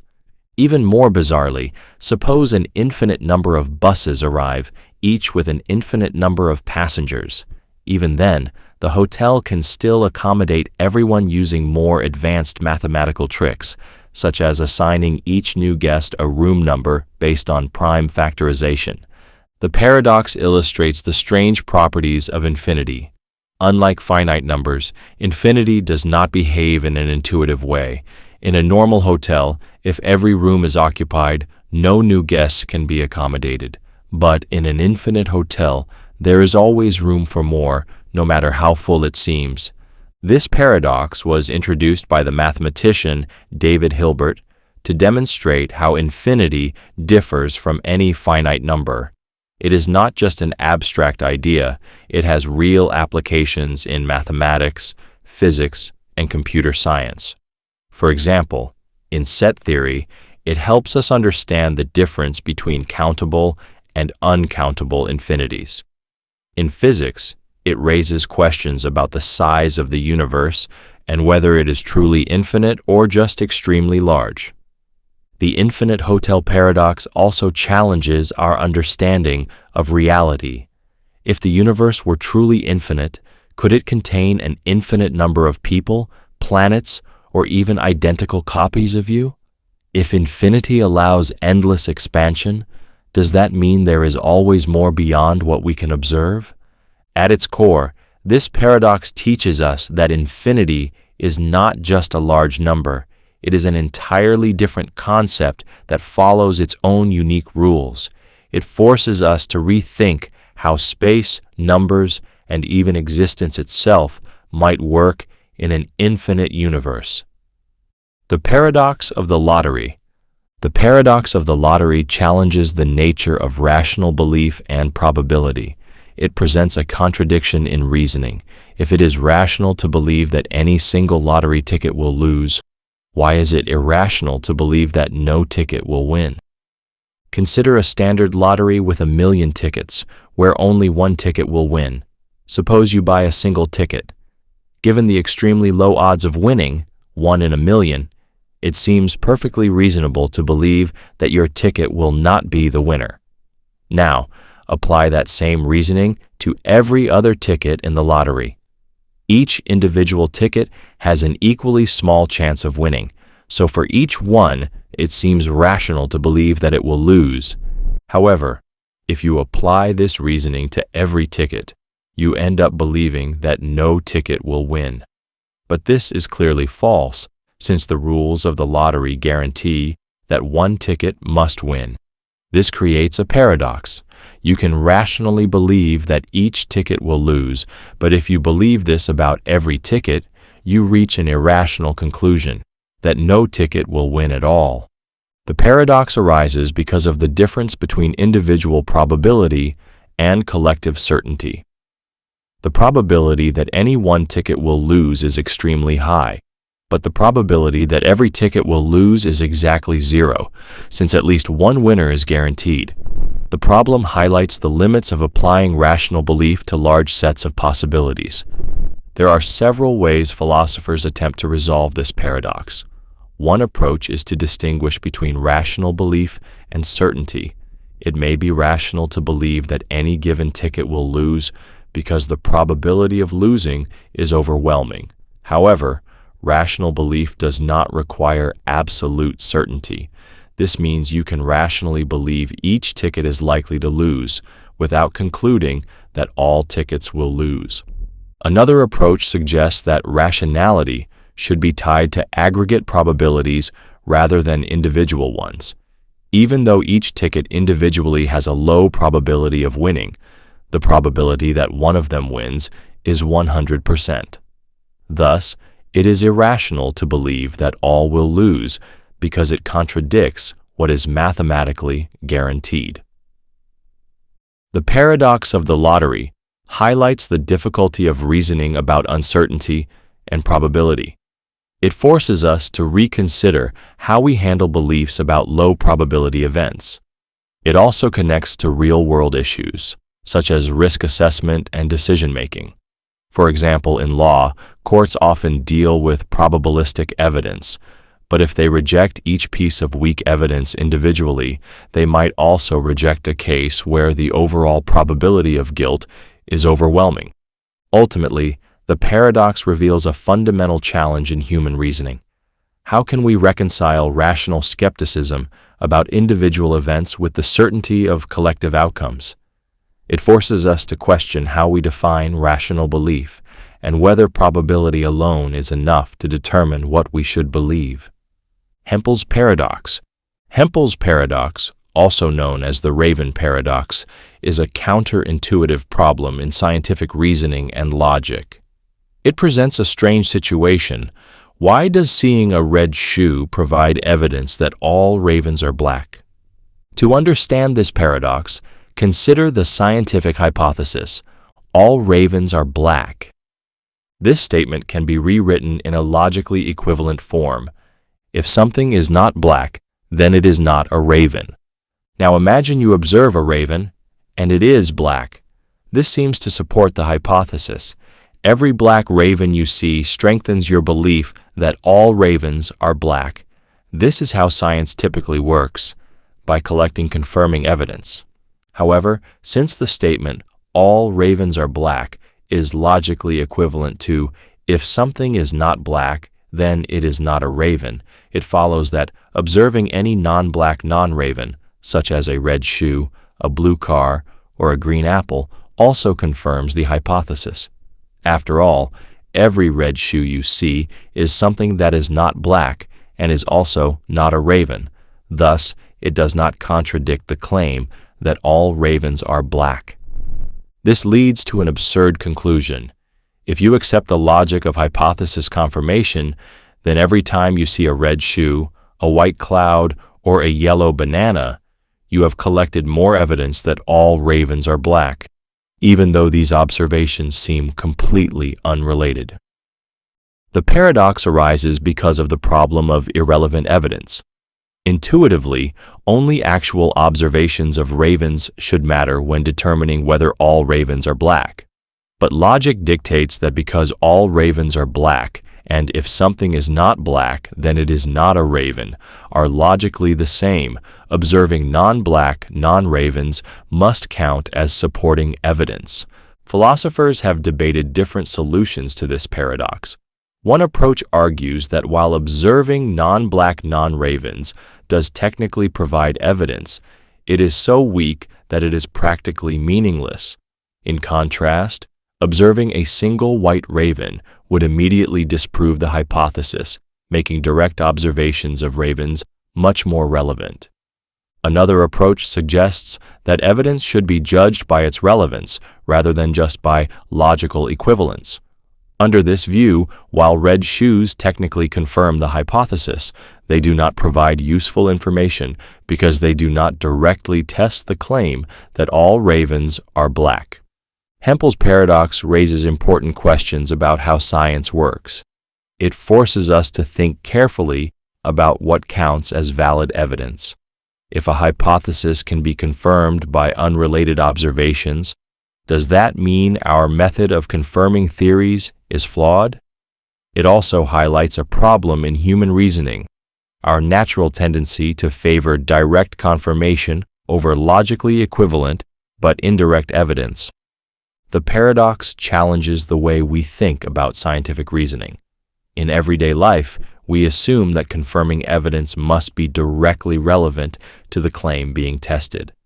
But logic suggests that confirmation can take unexpected forms. Does this mean science itself needs a better way to handle evidence, or does it simply reveal a quirk in the way we interpret information? Ultimately, Hempel's paradox is a reminder that logic does not always align with intuition. It shows that even basic principles of reasoning, like collecting evidence, can lead to paradoxical conclusions when analyzed deeply. The Bootstrap Theory of the Universe. The Bootstrap Theory of the Universe challenges the very notion of causality and existence. It asks a mind-bending question.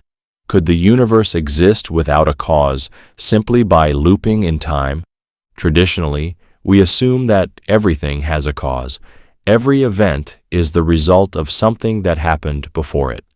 This is the foundation of cause and effect, a principle deeply ingrained in both science and philosophy.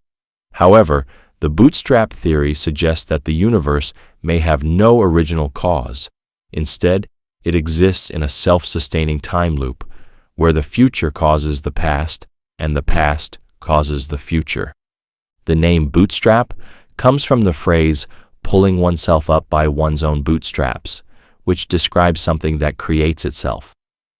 In physics, the idea suggests that the universe does not need an external cause. Its existence is self-contained, without any first moment that set everything into motion. One way to visualize this is through the concept of a closed time loop. Imagine a book being sent back in time by a time traveler. A young scientist finds the book in the past and studies it, eventually publishing it as their own work. Years later, they send a copy of the book back in time again, ensuring its existence. In this scenario, where did the book originally come from? It has no point of creation. It simply exists within the loop, sustaining itself indefinitely. The same logic is applied to the universe in the bootstrap theory. Instead of having a beginning, such as a Big Bang caused by something external, the universe could exist in a loop where each moment in time is caused by a future event that has already happened. This concept is linked to theories in quantum mechanics and cosmology, including the cyclic universe model, which suggests that the universe expands and contracts in an eternal cycle. Rather than having a singular beginning, the universe might go through endless cycles of rebirth, with no first cause needed. However, this idea raises profound questions. If the universe is self-sustaining, does that mean time itself is an illusion? If there is no beginning or end, does existence even require an explanation? And if everything is determined by a loop, does that mean free will is an illusion, with events destined to repeat forever? The bootstrap theory forces us to reconsider our understanding of time, causality, and the need for a first cause. It challenges the assumption that everything must come from something else. Instead, it proposes that the universe might simply exist, without origin, without end, without external explanation, just an infinite loop of being. Newcomb's Paradox. Newcomb's Paradox is a thought experiment in decision theory that creates a strange and seemingly unsolvable dilemma. It asks a simple yet mind-twisting question. Should you take one box or two if a highly advanced predictor has already determined your choice? Imagine you are presented with two boxes. First box A is transparent and contains $1,000. Second box B is opaque and contains either $1 million or nothing. You are given a choice. You can take both boxes, box A and box B, or you can take only box B. However, there is a catch. A super intelligent predictor, a being that can perfectly predict human decisions, has already determined what you will choose. If the predictor has foreseen that you will take both boxes, it has placed nothing in box B. If the predictor has foreseen that you will only take box B, it has placed $1 million inside. Since the predictor is nearly infallible, its past predictions have always been correct.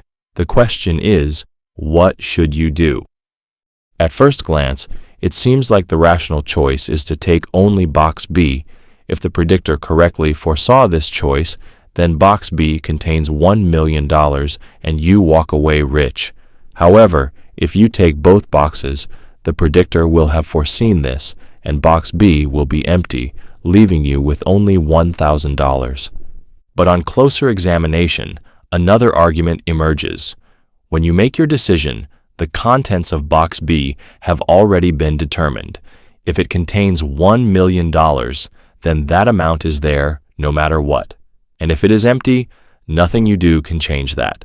Since the predictor's decision has already been made, shouldn't you always take both boxes? After all, taking both guarantees you at least $1,000, whereas taking only box B could leave you with nothing. This creates a paradox where two logical arguments conflict. 1. The one-box strategy based on prediction. Since the predictor has always been right, you should assume it predicted your decision correctly. If you take only box B, you maximize your reward. 2. The two-box strategy based on causality. The predictor's choice was made before you chose. Since the money is already placed in box B, or not, taking both boxes cannot possibly change that outcome, so you should always take both. This paradox divides thinkers into two camps. One-boxers believe that since the predictor is nearly infallible, Taking only box B increases the chances of getting $1 million. Two boxers argue that the past decision is already made, so it is always better to take both and guarantee at least some money. Newcomb's paradox challenges how we think about free will, causality, and decision-making. If the predictor is perfect, does that mean our choices are already determined? If our choices are predetermined, does that mean we have no real control over our actions? And if we do have free will, then how does the predictor remain infallible? This paradox has profound implications for game theory, artificial intelligence, and philosophy. It raises questions about whether decision-making should be based on past causes or future expectations.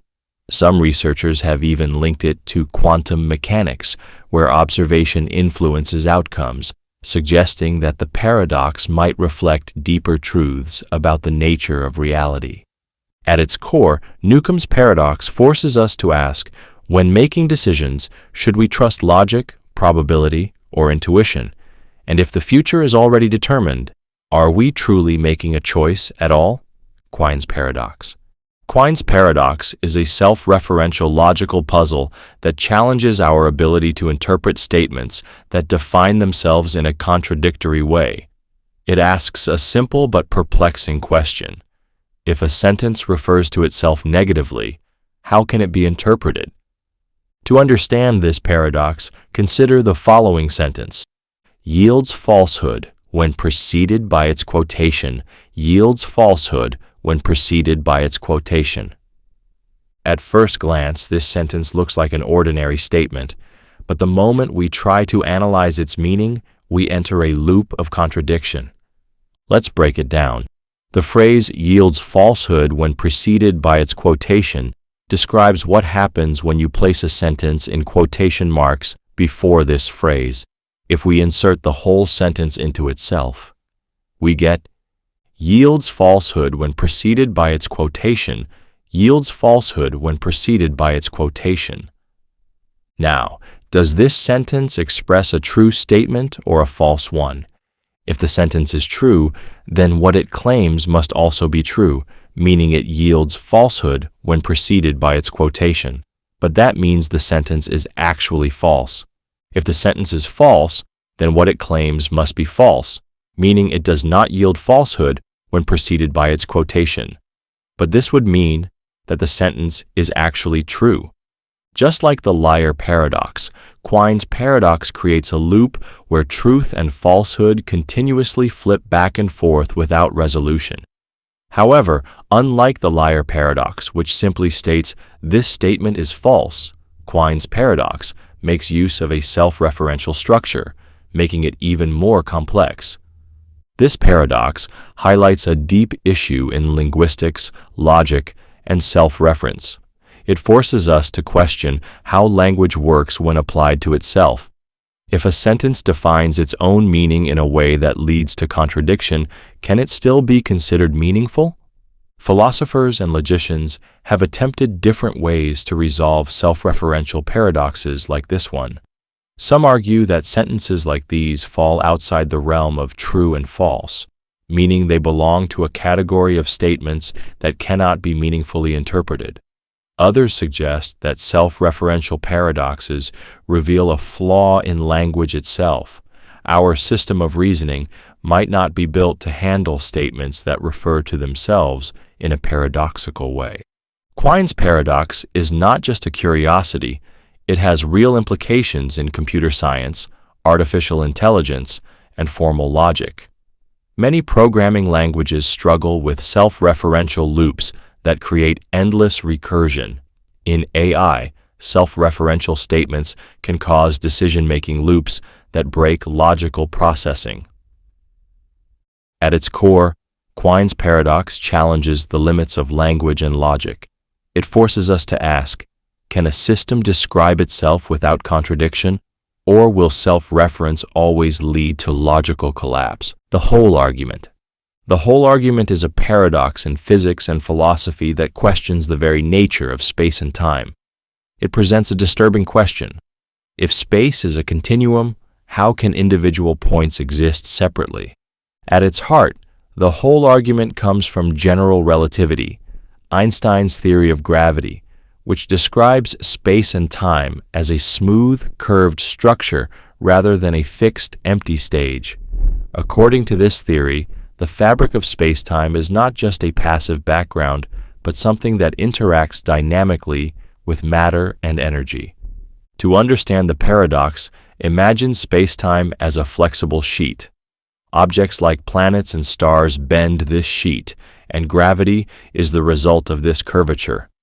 Now, let's consider a seemingly simple problem. How do we define the exact position of a point in space? Normally, we assume that every point in space can be assigned a set of coordinates, like marking a dot on a grid. But according to Einstein's equations, space-time is not just a collection of fixed points. Instead, it is a continuum that changes based on physical laws. This means that points in space might not have any inherent, independent existence. Instead, they only exist in relation to the matter and energy around them. Now, suppose we take a region of space-time, let's call it the whole, where there is no matter or energy. Since general relativity describes space in terms of how it curves around matter, we run into a problem. If there is no matter inside the whole, then there is nothing to define the points within it. This creates a paradox. If space-time exists as a continuum, then shifting all the points within the whole should not change anything physically, since there is nothing in the whole to give these points meaning. This suggests that points in space are not real entities, but just convenient labels that depend entirely on physical conditions.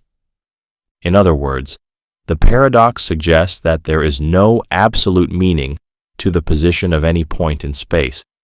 If space is continuous, then no individual location can be pinned down. It only has meaning in relation to other things.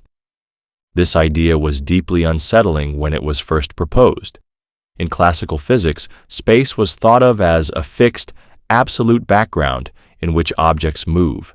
But general relativity challenges this, suggesting that space has no inherent structure apart from the matter within it. This means that even our concept of where something is might be an illusion.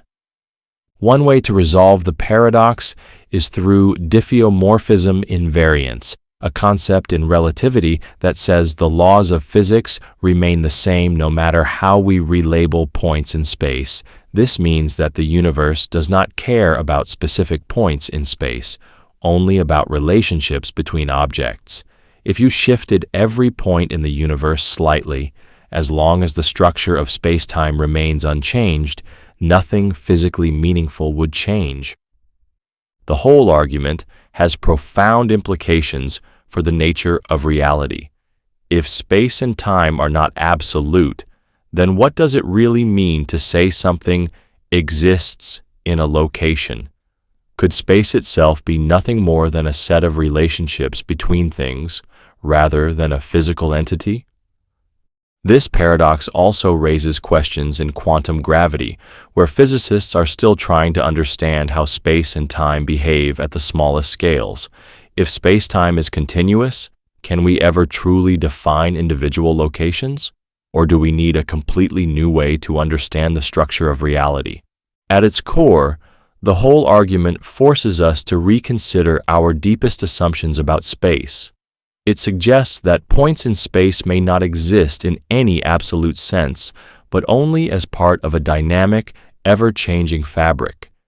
It is a reminder that even something as seemingly simple as where something is might not have a fundamental answer at all. The paradox of self-reference.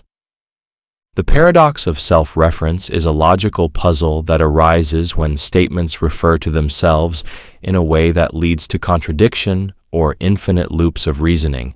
It asks a deceptively simple but deeply troubling question. Can a book that says this statement is false ever be true? At first glance, self-referential statements seem harmless. A book can contain facts about science, history, or philosophy. But what happens when a statement within the book refers to itself? Suppose a book contains only one sentence. This statement is false. Now, let's analyze its truth value. If the statement is true, then what it says must be correct, meaning that the statement is false. But if the statement is false, then what it says is incorrect, meaning that the statement is actually true. This contradiction creates an inescapable paradox where truth and falsehood continuously flip back and forth. This paradox is a more general form of the famous liar paradox, which states, "This sentence is false." Both cases illustrate the problem of self-reference, where a statement tries to define itself in a way that undermines its own meaning. But while the liar paradox is just a single sentence, the paradox of self-reference can extend to entire systems, books, languages, or even mathematical theories. Consider a book that claims to be the book of all true statements. If the book is truly complete, it must include the statement, "This book contains only true statements." But what if a contradictory statement also exists in the book? If it contains, "This statement is false," the entire book collapses into inconsistency because it now contains both truth and falsehood. This paradox has major implications in mathematics, logic, and computer science. The most famous application comes from Gödel's incompleteness theorems, which show that any sufficiently complex system of mathematics will always contain statements that are true but unprovable within that system. Essentially, self-reference ensures that no formal system can fully define itself without contradictions. The paradox also applies to artificial intelligence and programming. In software development, self-referential loops can create infinite recursion, where a function calls itself endlessly without ever reaching a conclusion. Similarly, in AI, an advanced system that tries to define its own logic could encounter contradictions that prevent it from functioning properly. A possible resolution to the paradox is to reject the assumption that every statement must be either true or false. Some philosophers argue that self-referential statements fall into a third category, statements that are undecidable. They exist, but they do not fit within traditional truth-value systems. Others suggest that paradoxical statements should be avoided altogether in logical systems to prevent inconsistencies. Ultimately, the paradox of self-reference forces us to confront a fundamental question. Can any system fully define itself, or will self-reference always create contradictions? It challenges our understanding of language, logic, and meaning itself, showing that some statements may remain forever trapped in a cycle of truth and falsehood. Galileo's paradox. Galileo's paradox is a counterintuitive problem in mathematics that challenges our understanding of infinity. It raises a surprising question. How can there be as many perfect squares as there are whole numbers, when perfect squares seem much rarer? To understand this paradox, consider the set of natural numbers 1, 1, 2, 3, 4, 5, 6, Aru, Yera, Yette, 9, 10, 11, 12, 13. Now, consider the set of perfect squares, which are numbers that can be expressed as n squared, n squared, n squared, 1, 1, 4, 9, 16, 25, 36, 49, 64, 81, 100, 121, 144. At first glance, it seems obvious that there are fewer perfect squares than natural numbers. After all, most numbers are not perfect squares, so this subset seems much smaller than the full set of natural numbers. However, Galileo pointed out something astonishing. Each natural number, n and n, has exactly one square. 1 squared equals 1, 2 squared equals 4, 3 squared equals 9, 4 squared equals 16, 5 squared equals 25, 6 squared equals 36. Since every number has a unique square and every square has a unique root, there is a one-to-one correspondence between natural numbers and perfect squares. This suggests that there are just as many perfect squares as there are natural numbers. But how can this be true? Perfect squares seem to appear less frequently as numbers get larger. There are many numbers between 100 and 121, but only one perfect square in that range, 121. Shouldn't that mean there are fewer of them? This paradox exposes a fundamental problem with infinity. In the realm of finite numbers, if one set is a subset of another, the subset is always smaller. But when dealing with infinite sets, strange things happen. Two sets can be different in density, but still be the same size in terms of cardinality, a measure of the size of infinite sets.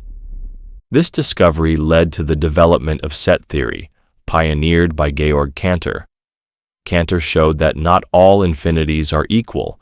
Some infinite sets are countable, meaning they can be paired with the natural numbers, while others, like the set of real numbers, are uncountably infinite, meaning they are even larger.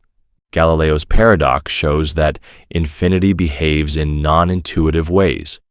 Just because one infinite set is spread out more than another does not mean it is smaller. In fact, it is possible for an infinite set to be both smaller and the same size as a larger set, depending on how you compare them. This paradox has major implications in mathematics, physics, and philosophy.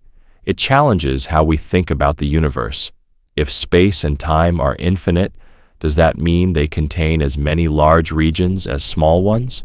If the universe is infinite, does that mean there are infinite copies of everything, including you?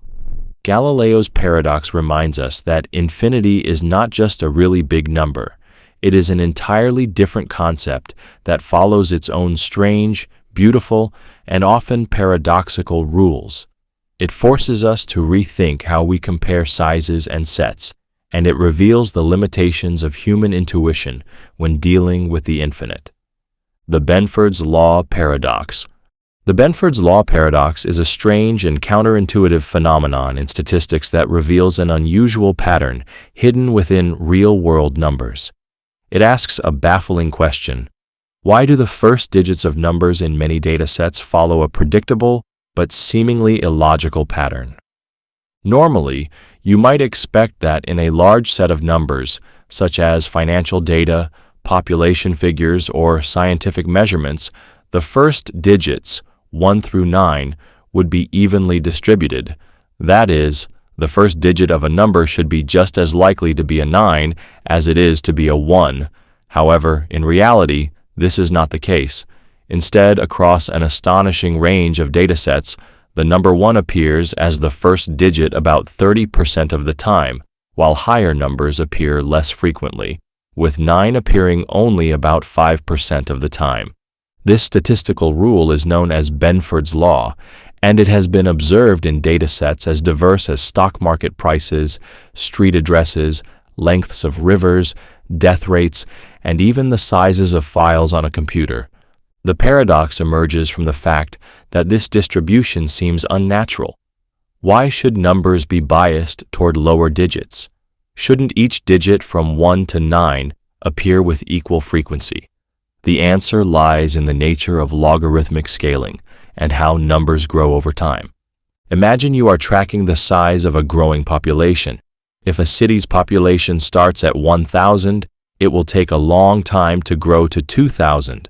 Then a shorter time to grow from 9,000 to 10,000, and so on.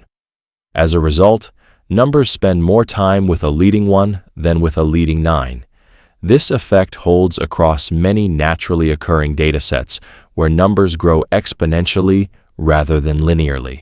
Mathematically, Benford's law follows a logarithmic distribution where the probability that a number starts with the digit DDD is given by PD log 10 1 1 plus 1d PD Gaschar log 10 1 plus frac 1 d PD log 10, 1 plus d1.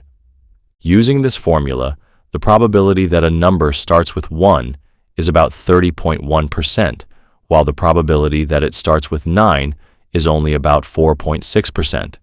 This paradox has real-world applications, particularly in fraud detection.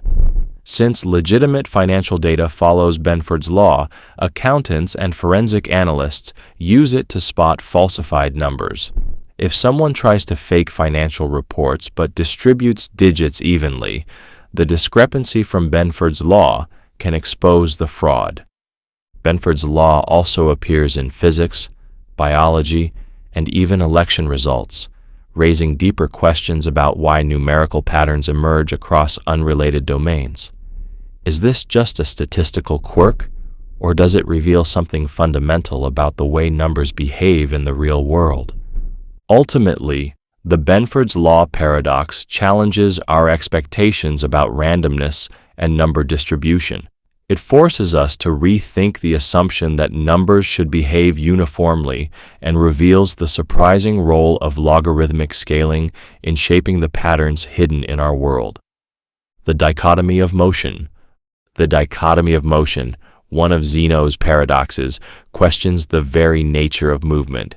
It presents a deeply troubling idea. If motion requires completing an infinite number of steps, how can anything ever move? To understand the paradox, consider a simple journey. Suppose you want to walk across a room. Before you reach the other side, you must first walk half the distance. Then, you must walk half of the remaining distance, then half of that, and so on. This process continues infinitely. You must always complete one more step before reaching your goal. Since there are infinitely many steps, it seems that you should never actually arrive. If you always have one more step to take, how can you ever complete the journey? If movement requires finishing an infinite sequence of steps, it appears that motion should be impossible. Yet, in reality, people move all the time. Objects travel, runners finish races, and planets orbit stars. How can motion be both impossible in theory and clearly real in practice? The resolution to this paradox comes from mathematics. The key mistake is assuming that an infinite number of steps must take an infinite amount of time. In fact, an infinite sum can have a finite result. Consider the total distance you must walk. You travel 12 plus 14 plus 18 plus 116 plus 1/2 plus 1/4 plus 1/8 plus 1/16 plus 21 plus 41 plus 81 plus 161 plus... At first glance, it seems like this series should continue forever, never reaching 1. But mathematically, this is a convergent series, meaning that the sum does add up to a finite number. 1 equals the sum from n equals 1 to infinity 1 over 2 to the power of n. 1 equals the sum from n equals 1 to infinity 2 to the power of n1. This means that even though there are infinitely many steps, the total time taken to complete them remains finite. This paradox played a crucial role in the development of calculus, particularly in understanding limits and infinite series. Mathematicians like Newton and Leibniz formalized the idea that an infinite process can still have a definite result, leading to breakthroughs in physics and engineering. Beyond mathematics, the dichotomy of motion also raises philosophical questions. If movement is made up of infinitely small steps, does that mean time itself is composed of infinitely small moments? If time is continuous, does that mean every action is infinitely divisible? Or is reality actually quantized, with space and time existing in discrete units, as some theories in quantum mechanics suggest? The paradox also touches on perception. Do we experience movement as continuous? Or is our brain just piecing together snapshots of reality like frames in a movie? If reality is made up of individual moments, does motion even exist in the way we think it does? Ultimately, The dichotomy of motion forces us to reconsider the nature of time, space, and change. It teaches us that even the simplest ideas, like walking across a room, contain deep mysteries when examined closely. Motion, something we take for granted, turns out to be an illusion wrapped in mathematics, logic, and the endless nature of infinity. The Ross-Littlewood Paradox. The Ross-Littlewood Paradox is a stunning thought experiment in infinity that asks a deceptively simple but deeply troubling question. If you remove an infinite number of balls from an infinite collection, is anything left? Imagine an experiment where we start with an empty container and follow a precise process involving infinitely many steps. The process works like this. 1. At 1 minute before noon, we place balls numbered 1 and 2 into the container. Then, we remove ball 1. 2. At 30 seconds before noon, we place balls numbered 3 and 4 into the container. Then, we remove ball 2. 3.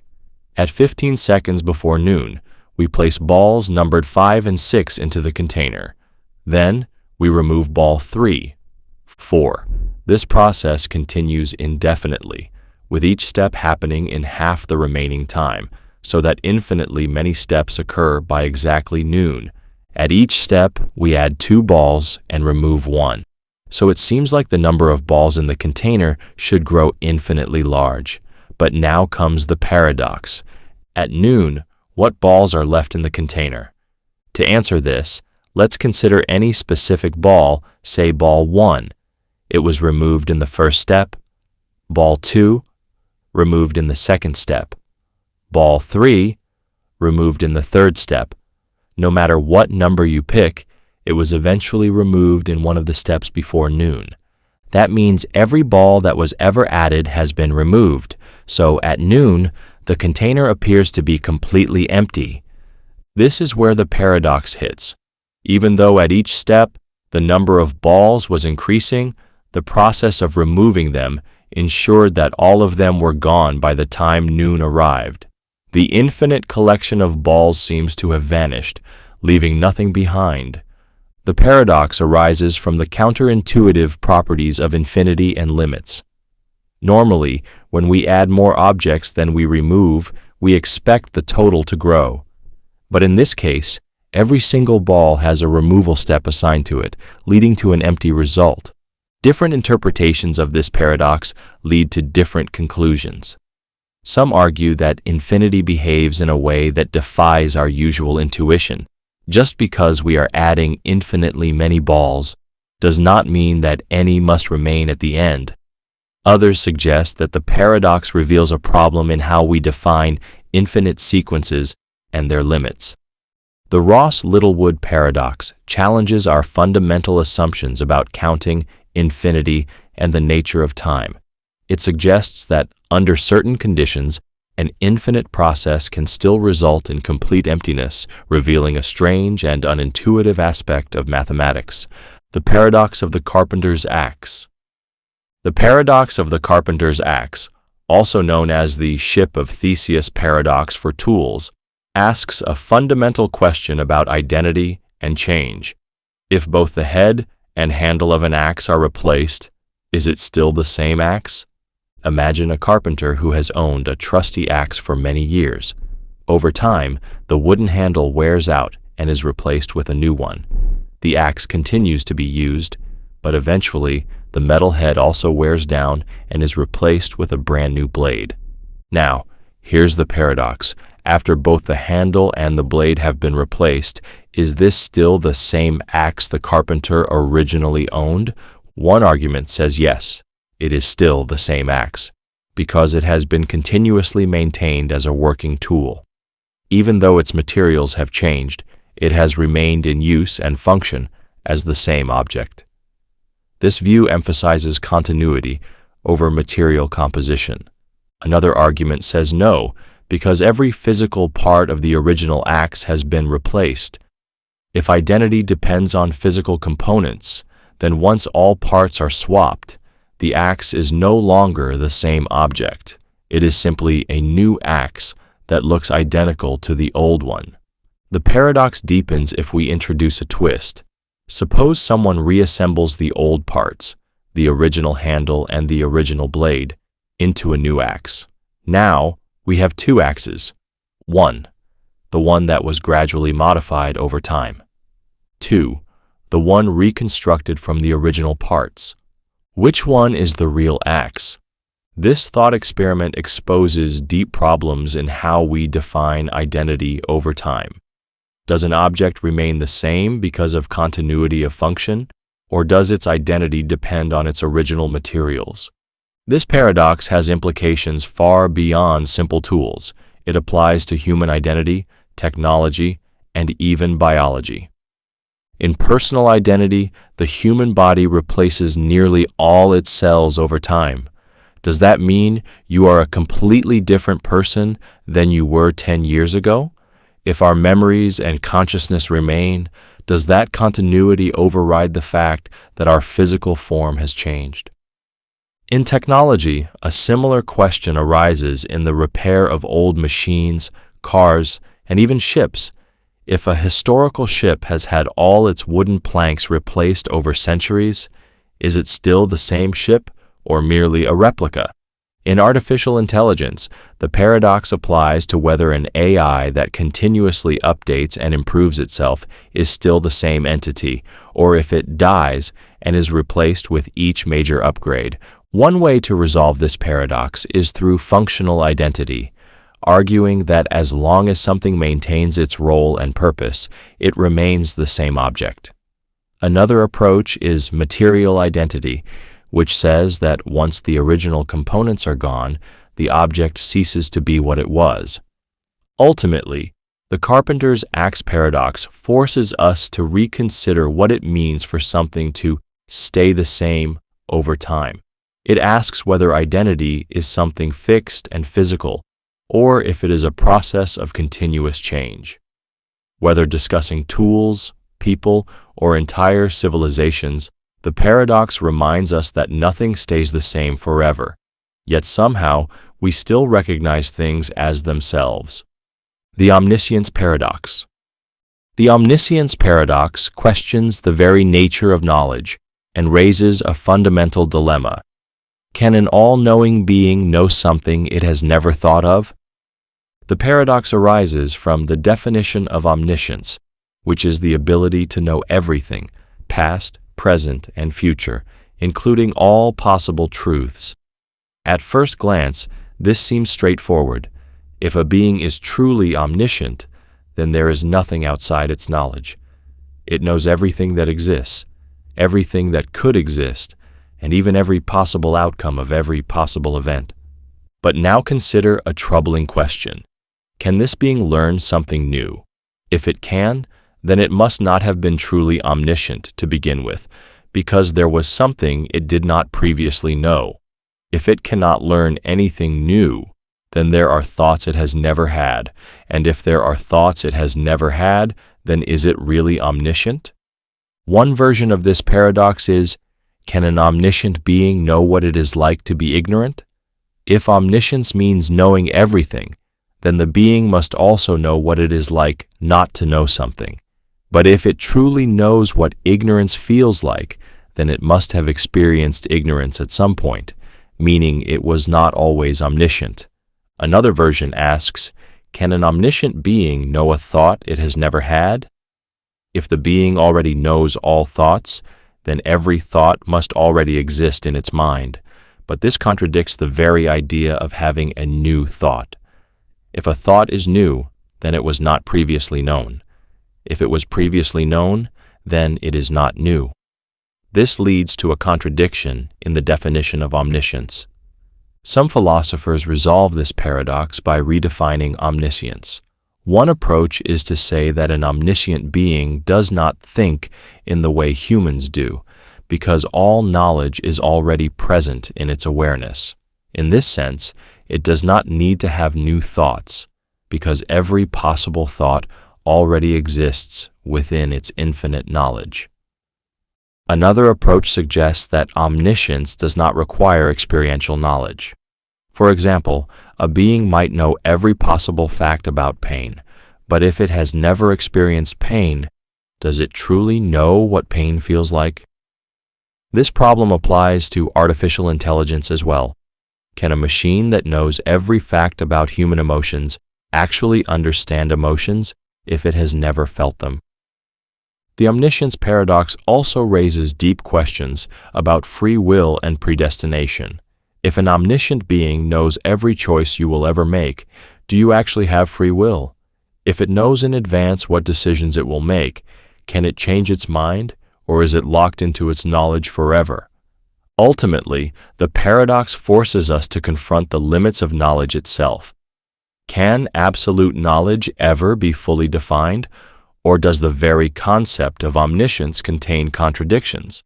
And if knowing everything creates logical problems, does that mean omniscience, as commonly understood, is an impossible concept?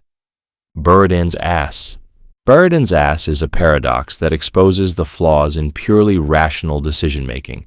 It presents a simple but troubling question. If a donkey is placed exactly between two identical piles of hay, how does it choose which one to eat?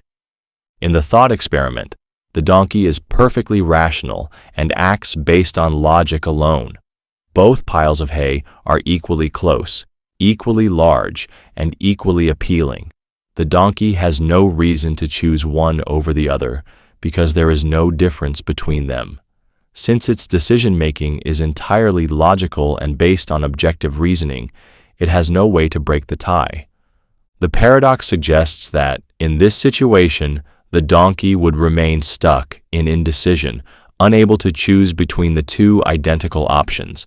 As a result, it would starve to death despite having food within reach. Of course, in real life, a donkey would never actually die this way. A real animal would eventually make a choice based on instinct, randomness, or even impatience. However, the paradox is not really about donkeys.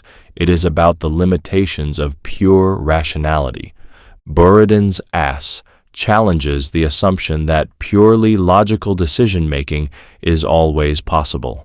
In a world where decisions are sometimes perfectly balanced, how does one make a choice? If logic alone is not enough, does that mean some decisions must be made irrationally? The paradox has important implications in philosophy, psychology, economics, and artificial intelligence. In philosophy, it raises questions about free will and determinism. If all decisions are based on rational evaluation, then in a perfectly balanced situation, would decision-making simply fail? This suggests that free will requires some degree of randomness or instinct to function. In psychology, it relates to analysis paralysis, when a person struggles to make a decision because the options are equally attractive. Have you ever spent too long choosing between two nearly identical products, unsure which one is better? That is a real-world version of Buridan's ass. In economics, it relates to consumer behavior and decision theory. Businesses and advertisers try to differentiate products to prevent people from getting stuck in indecision. If two products are too similar, customers might hesitate and buy neither. In artificial intelligence, the paradox presents a serious problem. If an AI system is programmed to always choose the best option based on logic, what happens if two choices are perfectly equal? If there is no logical way to decide, does the AI become stuck in an infinite loop? Some AI designs include randomness or biases to prevent this kind of failure. One way to resolve the paradox is to argue that in reality, no two choices are ever truly identical. Even if the two piles of hay seem equal, there are microscopic differences. Perhaps one is slightly closer, or one smells a little fresher. A real donkey or a real human might make a choice based on these tiny subconscious factors. Another approach is to accept that decision-making sometimes requires an arbitrary choice.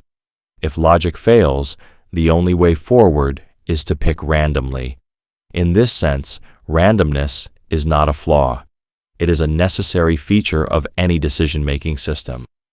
Ultimately, Buridan's ass forces us to reconsider how decisions are made.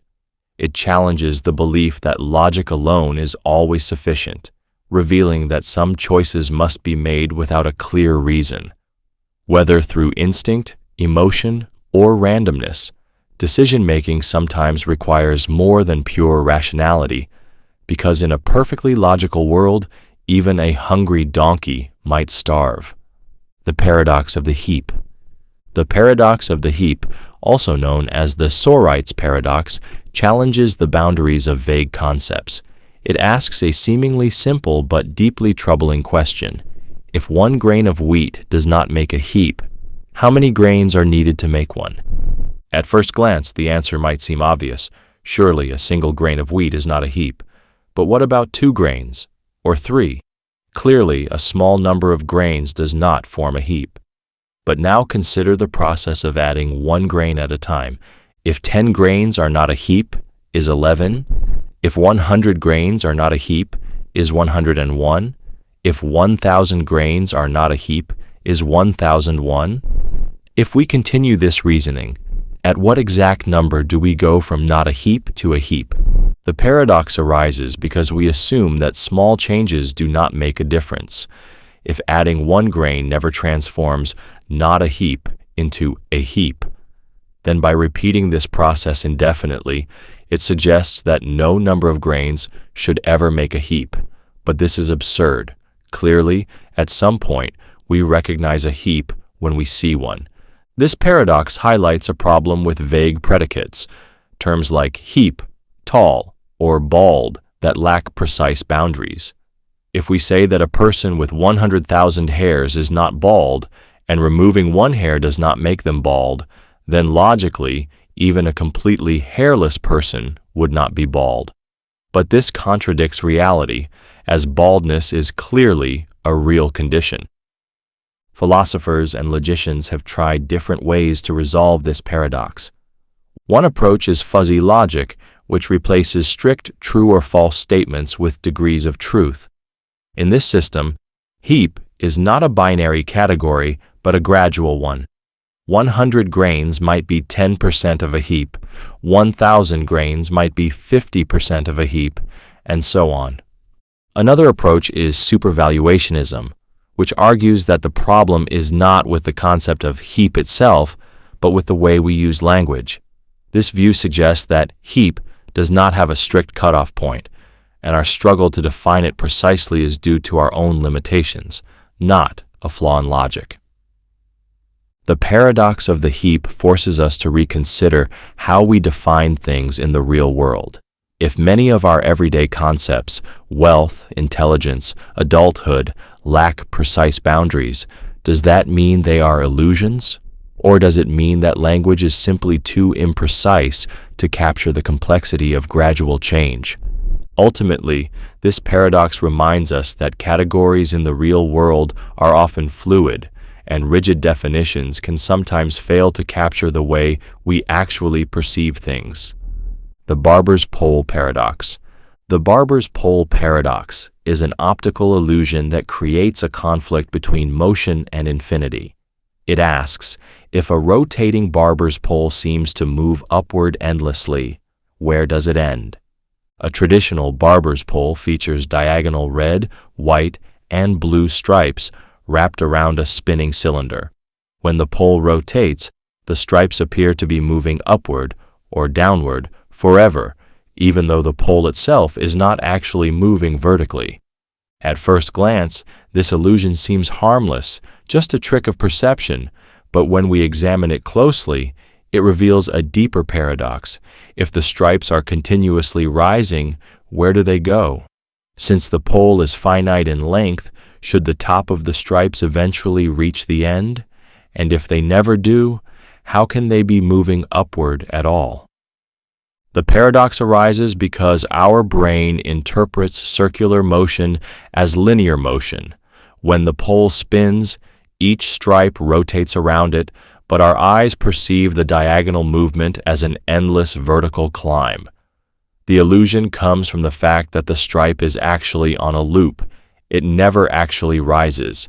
it just cycles around forever.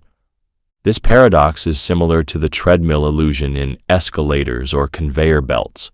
When you watch a moving escalator handrail, it may look like it is traveling upward indefinitely, even though it is simply looping around. The Barber's pole paradox has interesting implications in mathematics, physics, and philosophy. In geometry, this effect relates to the idea of helical motion, where an object moves in a spiral, constantly changing position while maintaining a repeating pattern. A helix is a structure with infinite movement along one axis, even though it is actually a closed shape. In relativity and spacetime, this paradox is similar to the twins paradox in physics. If motion can appear infinite from one perspective, but finite from another, what does that mean for our perception of time and space? Could the universe itself be structured in a way that loops back on itself, creating the illusion of endless expansion? In philosophy, the paradox raises questions about motion perception and reality.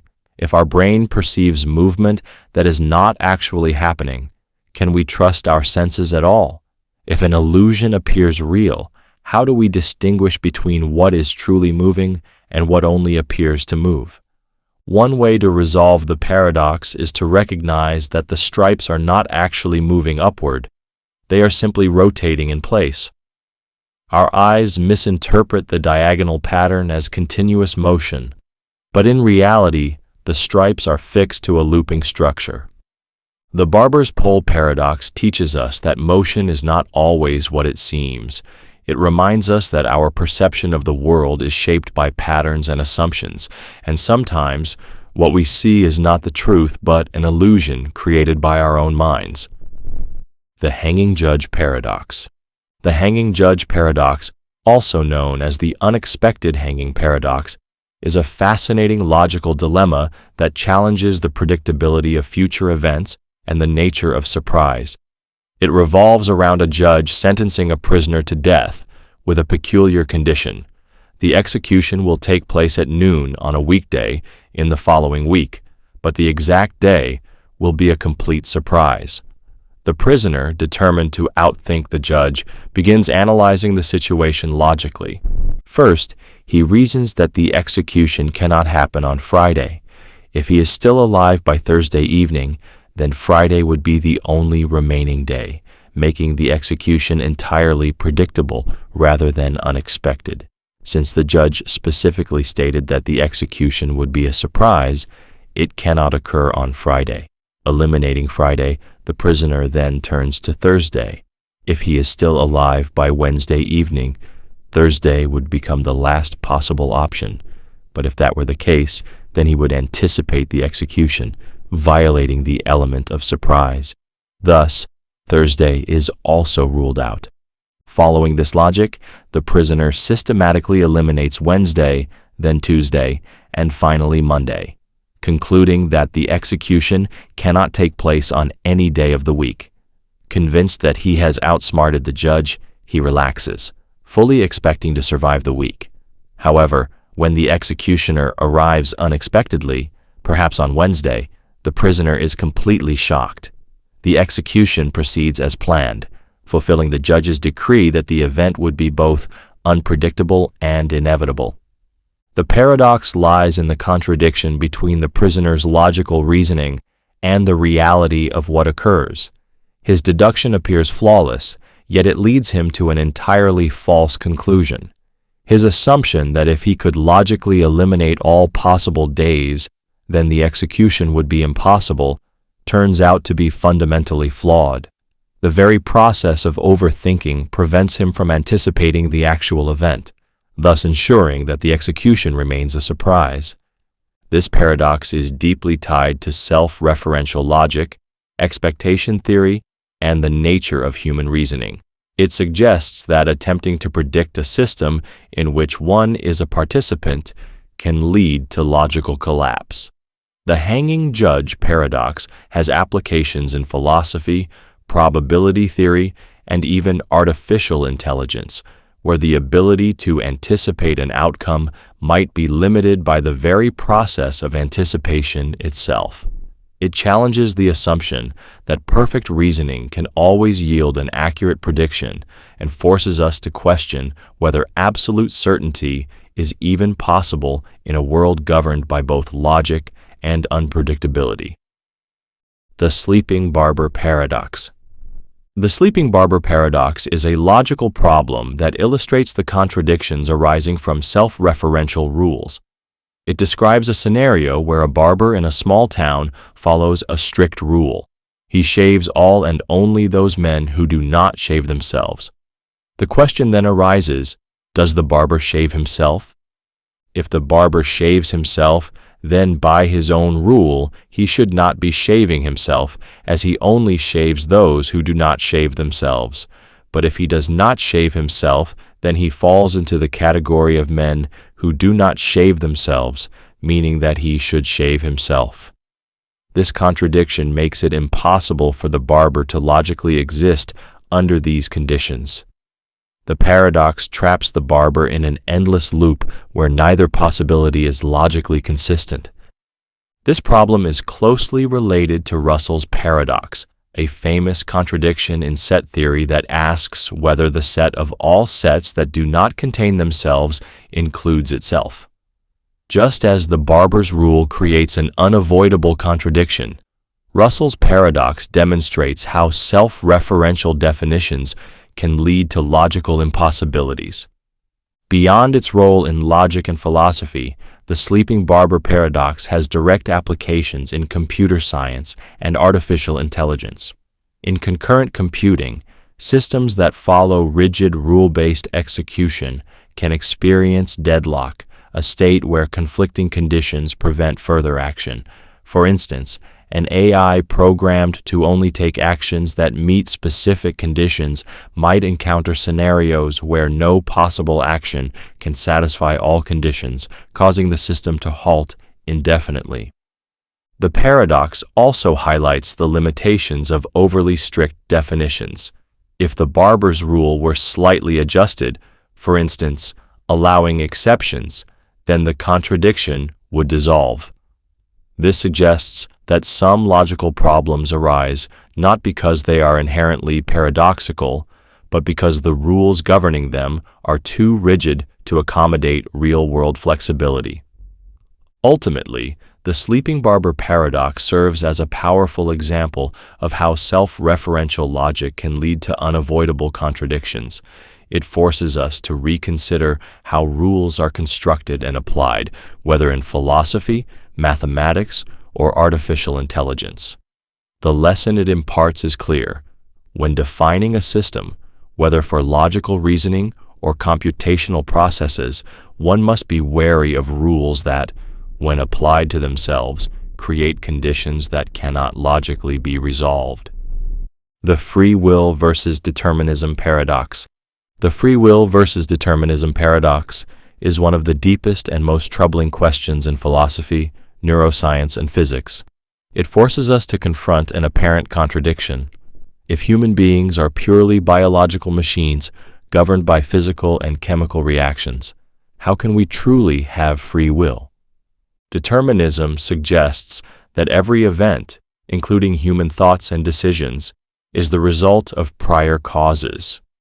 If we trace back our choices, we find they are influenced by genetics, environment, upbringing, and brain chemistry. If you choose between coffee and tea, your decision might feel like a free choice, but it is arguably the product of millions of past experiences, unconscious preferences, and biological processes. If every action is a reaction to prior conditions, then our thoughts and decisions were set in motion long before we were even aware of them. This view implies that free will is an illusion, that while we feel as though we are making choices, every decision is simply the inevitable result of preceding events.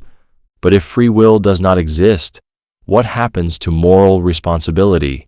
If our actions are predetermined by biology and physics, can anyone be truly blamed or praised for what they do? If a person commits a crime, is it just the inevitable unfolding of physical laws? In this deterministic view, punishment, reward, and responsibility become meaningless because people are simply acting out what was always going to happen. On the other hand, free will suggests that humans have the ability to make independent choices that are not dictated by prior events. This is the foundation of law, ethics, and personal identity. If determinism were absolute, then no one could ever choose to change their behavior, and all personal growth or self-improvement would be an illusion. Yet people do change. They break habits, resist impulses, and make difficult moral choices. This seems to suggest that human beings possess something beyond mere cause and effect, something that allows true agency. Some scientists and philosophers attempt to resolve the paradox through compatibilism, which argues that free will and determinism can coexist. They suggest that free will does not require absolute independence from causality, but only the ability to act in accordance with one's own desires, even if those desires are shaped by prior events. In this view, a person is free as long as they are not externally coerced, even if their choices are influenced by past experiences and biological factors. Others point to quantum mechanics, where randomness and probability seem to play a role at the microscopic level. If quantum indeterminacy affects brain processes, then not all decisions are predetermined. However, randomness alone does not create free will. Just because something is unpredictable does not mean it is chosen. The paradox remains unresolved. Are we merely complex biological machines, programmed by physics and chemistry, or is there something about consciousness that allows true freedom?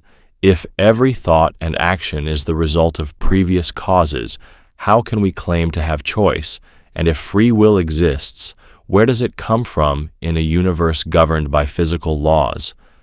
This paradox does more than challenge our understanding of choice. It forces us to question the very nature of what it means to be human. The Epimenides Paradox.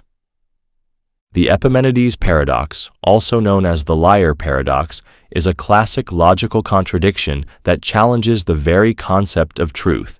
It originates from the statement of the ancient Cretan philosopher Epimenides, who famously declared, "All Cretans are liars."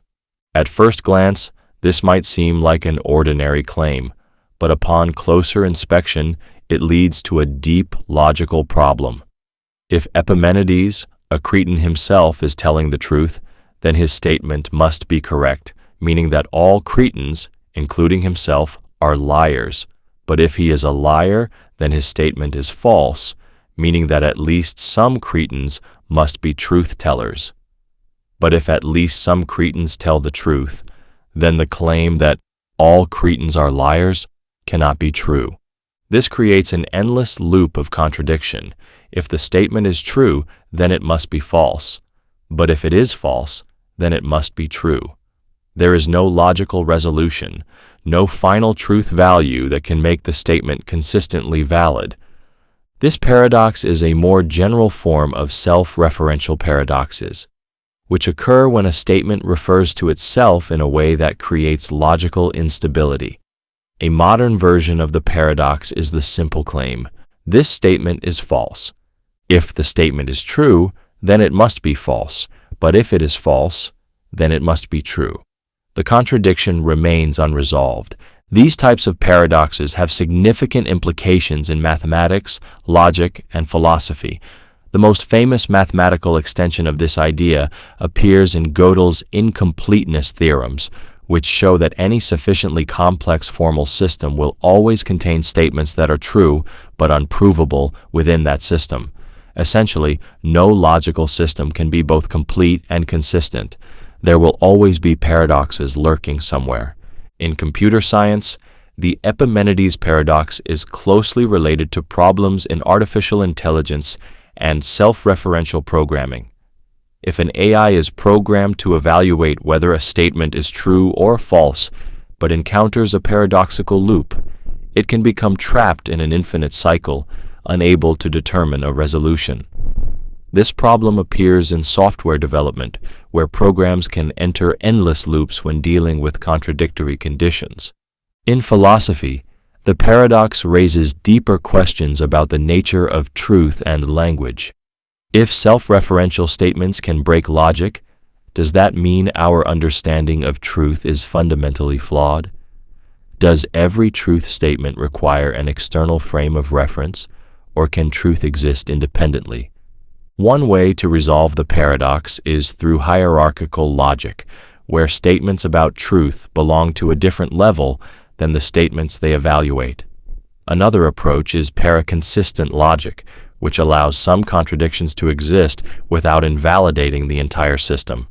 Despite these attempts at resolution, the Epimenides paradox remains one of the most profound logical puzzles. It forces us to question whether language itself can ever fully capture truth, or if, like the statement itself, truth always slips just beyond our grasp. The quantum suicide paradox. The quantum suicide paradox is one of the strangest and most unsettling ideas in physics.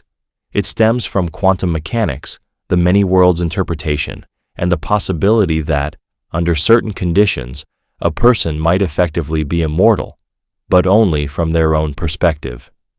The paradox asks, if the multiverse is real, does a person always survive quantum death?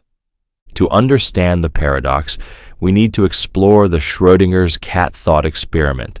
In this classic quantum scenario, a cat is placed inside a box with a mechanism that has a 50% chance of releasing poison. According to quantum mechanics, until the box is opened, the cat exists in a superposition of being both alive and dead at the same time.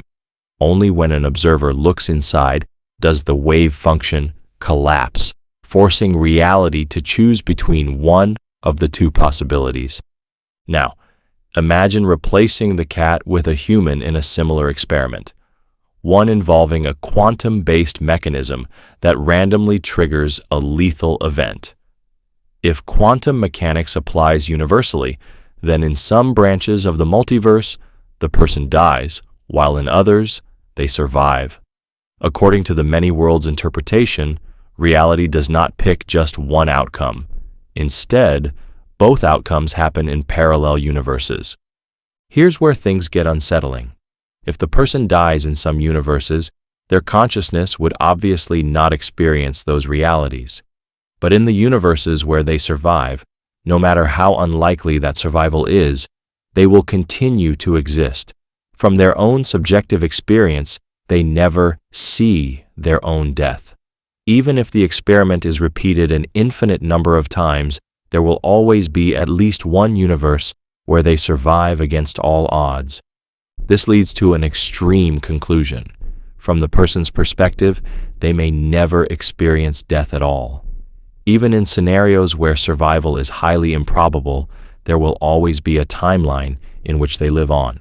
This idea is sometimes referred to as quantum immortality, the notion that an individual will always continue experiencing consciousness in some universe, even as all other versions of them die off in parallel realities. The paradox raises profound questions about the nature of reality, identity, and consciousness. If death is just a branching event in an infinite multiverse, does it even have meaning? And if the only conscious experiences we have are the ones in which we survive, does that mean all of us are effectively immortal, at least from our own point of view? Many physicists and philosophers reject this interpretation, arguing that just because quantum mechanics allows for multiple outcomes, it does not necessarily mean that consciousness jumps to surviving universes. Others suggest that, while the paradox is logically consistent within the many worlds framework, it is impossible to test or verify, making it more of a philosophical puzzle than a scientific theory. Still, the quantum suicide paradox forces us to consider one of the most unsettling possibilities in physics, that death may never truly come, not because we escape it, but because our consciousness always finds a way to persist, no matter how improbable that survival may be. The Polchinski Paradox. The Polchinski Paradox is a time travel paradox that exposes the logical contradictions of closed time-like curves, or time loops. It asks a troubling question. Could a billiard ball sent through a time loop collide with its past self and prevent itself from entering the loop in the first place? To understand the paradox, imagine a wormhole that allows time travel. A billiard ball is sent toward the wormhole at a precise angle so that, if nothing interferes, it will enter the wormhole and emerge in the past, just a few seconds earlier. However, as the ball exits the wormhole in the past, it collides with its earlier self, knocking it off course. This prevents it from ever entering the wormhole in the first place. But here's the paradox. If the billiard ball never enters the wormhole, then it never travels back in time to collide with itself. And if there is no collision, then nothing stops the original billiard ball from entering the wormhole as planned.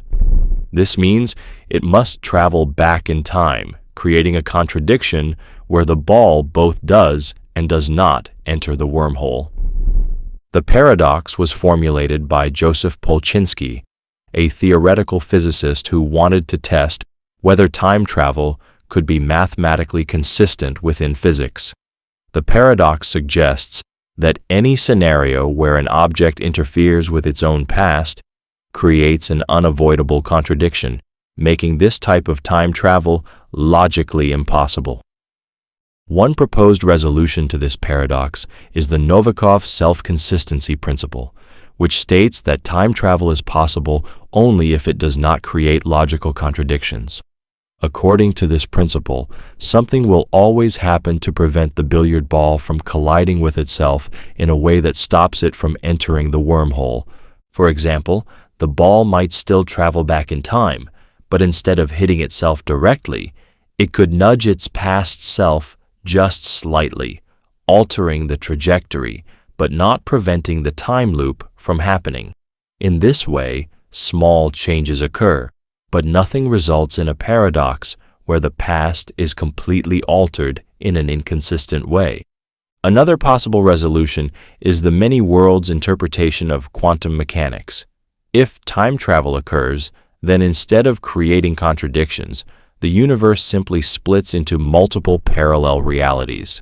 In one timeline, the billiard ball successfully enters the wormhole, while in another, it collides with itself and never enters. This avoids logical contradictions, but means that each act of time travel effectively creates a new branch of reality. The Polchinski paradox has profound implications for physics and time travel theories. If true time loops, closed time-like curves, exist, they must obey self-consistency laws that prevent paradoxes. But if contradictions like the billiard ball scenario cannot be resolved, then time travel into the past may be fundamentally impossible.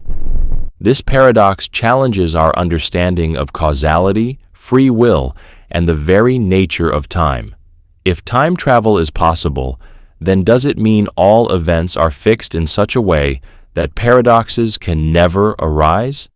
And if paradoxes cannot be avoided, does that mean time travel is nothing more than a scientific fantasy? The Polchinski paradox forces us to rethink what time truly is. If the past can be changed, how do we ensure it remains logically consistent? And if paradoxes make time travel impossible, does that mean the universe is built in a way that actively prevents certain types of events from ever occurring? The Banach-Tarski Paradox. The Banach-Tarski Paradox is one of the most mind-bending results in mathematics, suggesting that you can take a single sphere, cut it into a finite number of pieces, and reassemble those pieces into two identical spheres of the same size as the original. This paradox seems to violate everything we know about volume, conservation, and physical reality. How can one object be turned into two without adding any new material? At first glance, this appears impossible. In everyday experience, when we divide something, its total volume remains the same. If you cut a loaf of bread in half, you get two smaller pieces, not two full-sized loaves. Yet, the Banach-Tarski theorem, proven in 1924 by mathematicians Stefan Banach and Alfred Tarski, shows that such a transformation is theoretically possible under certain mathematical conditions. The paradox arises from a strange property of infinite sets and non-measurable subsets. The proof relies on the axiom of choice, a controversial principle in set theory that allows for the selection of elements from infinite sets in ways that defy intuition. Using this axiom, mathematicians can divide a sphere into 5 non-measurable subsets, pieces that do not have a well-defined volume. These pieces are then manipulated using rigid transformations, rotations, and translations without stretching or distorting them, and reassembled into 2 identical spheres. So how can something be doubled without adding material? The key lies in the concept of infinity. In normal physical space, volume is conserved because we are dealing with measurable objects. However, the pieces in the Banach-Tarski paradox are mathematically infinite in complexity, meaning they do not follow the normal rules of volume. This is similar to how the set of all rational numbers, fractions, is infinite, yet still fits within the finite set of real numbers. Despite its shocking implications, the paradox does not work in the real world. The proof assumes that matter can be divided infinitely, which contradicts physics. In reality, atoms and subatomic particles are not infinitely small, and physical objects cannot be divided into non-measurable sets. However, the theorem does hold in abstract mathematics, particularly in higher dimensional spaces. This paradox has profound implications for our understanding of space, infinity, and mathematical reality. It demonstrates that our intuitive notions of size and conservation are not always valid in higher dimensional or infinite systems. While the Banach-Tarski paradox may not create infinite matter in the real world, it challenges the very foundation of how we understand shapes, space, and even the nature of reality itself. The paradox of the predator. The paradox of the predator presents a troubling ecological contradiction. If predators are essential for controlling prey populations, then what happens when they disappear? Shouldn't prey populations increase uncontrollably? Surprisingly, in many ecosystems, the removal of predators leads to unexpected population crashes and ecological collapse rather than endless growth. At first glance, it seems logical that if a predator species, such as wolves, vanishes, their prey, such as deer, should thrive. With no natural enemies, the deer population should grow indefinitely. However, real-world ecological studies reveal that in many cases, the opposite occurs. Prey populations can spiral out of control temporarily, but then suffer catastrophic declines due to overpopulation, starvation, disease, and habitat destruction. One famous example of this paradox occurred in Yellowstone National Park. Wolves were removed from the park in the early 20th century, which led to an explosion in elk populations. With no wolves to keep them in check, the elk overgrazed vegetation, destroying willow and aspen forests. This, in turn, devastated other species that depended on these plants, including birds, beavers, and small mammals. Eventually, the elk population itself collapsed, not because of predation, but because they had overconsumed their own food supply. This paradox exposes a deeper truth about ecosystems. Predators do not just control prey numbers, they regulate the entire environment. In their absence, prey species often behave in ways that are unsustainable, damaging their own survival chances. In many cases, predators improve the long-term survival of prey populations by preventing overpopulation, eliminating weak or diseased individuals, and ensuring that ecosystems remain balanced. Another striking example comes from island ecosystems, When invasive species such as rats or snakes are introduced to predator-free islands, they often wipe out native species, not because they are eating them directly, but because those species were never adapted to uncontrolled predation. The delicate balance of natural selection, shaped over thousands of years, collapses when predators disappear, or when new ones suddenly emerge. The paradox also appears in human-controlled environments. In agriculture, removing natural predators, such as birds or insects that eat pests, often backfires, requiring farmers to introduce artificial controls like pesticides. Similarly, in fisheries, overfishing top predators like sharks can cause their prey species, like smaller fish, to boom temporarily, only to collapse due to lack of food or new imbalances in the ecosystem. One resolution to this paradox is the concept of trophic cascades, a chain reaction that occurs when predators shape entire ecosystems. The presence of predators does not just reduce prey numbers, but also influences their behavior, preventing overgrazing, maintaining species diversity, and keeping ecosystems resilient. Without predators, these natural checks disappear, leading to instability and collapse rather than endless growth. Ultimately, the paradox of the predator forces us to rethink the simplistic idea that predators are merely killers, reducing prey numbers. Instead, they play a crucial role in maintaining ecological harmony, ensuring that life is not just abundant, but sustainable. In nature, balance is often more important than mere survival, and sometimes what seems like destruction is actually the key to stability.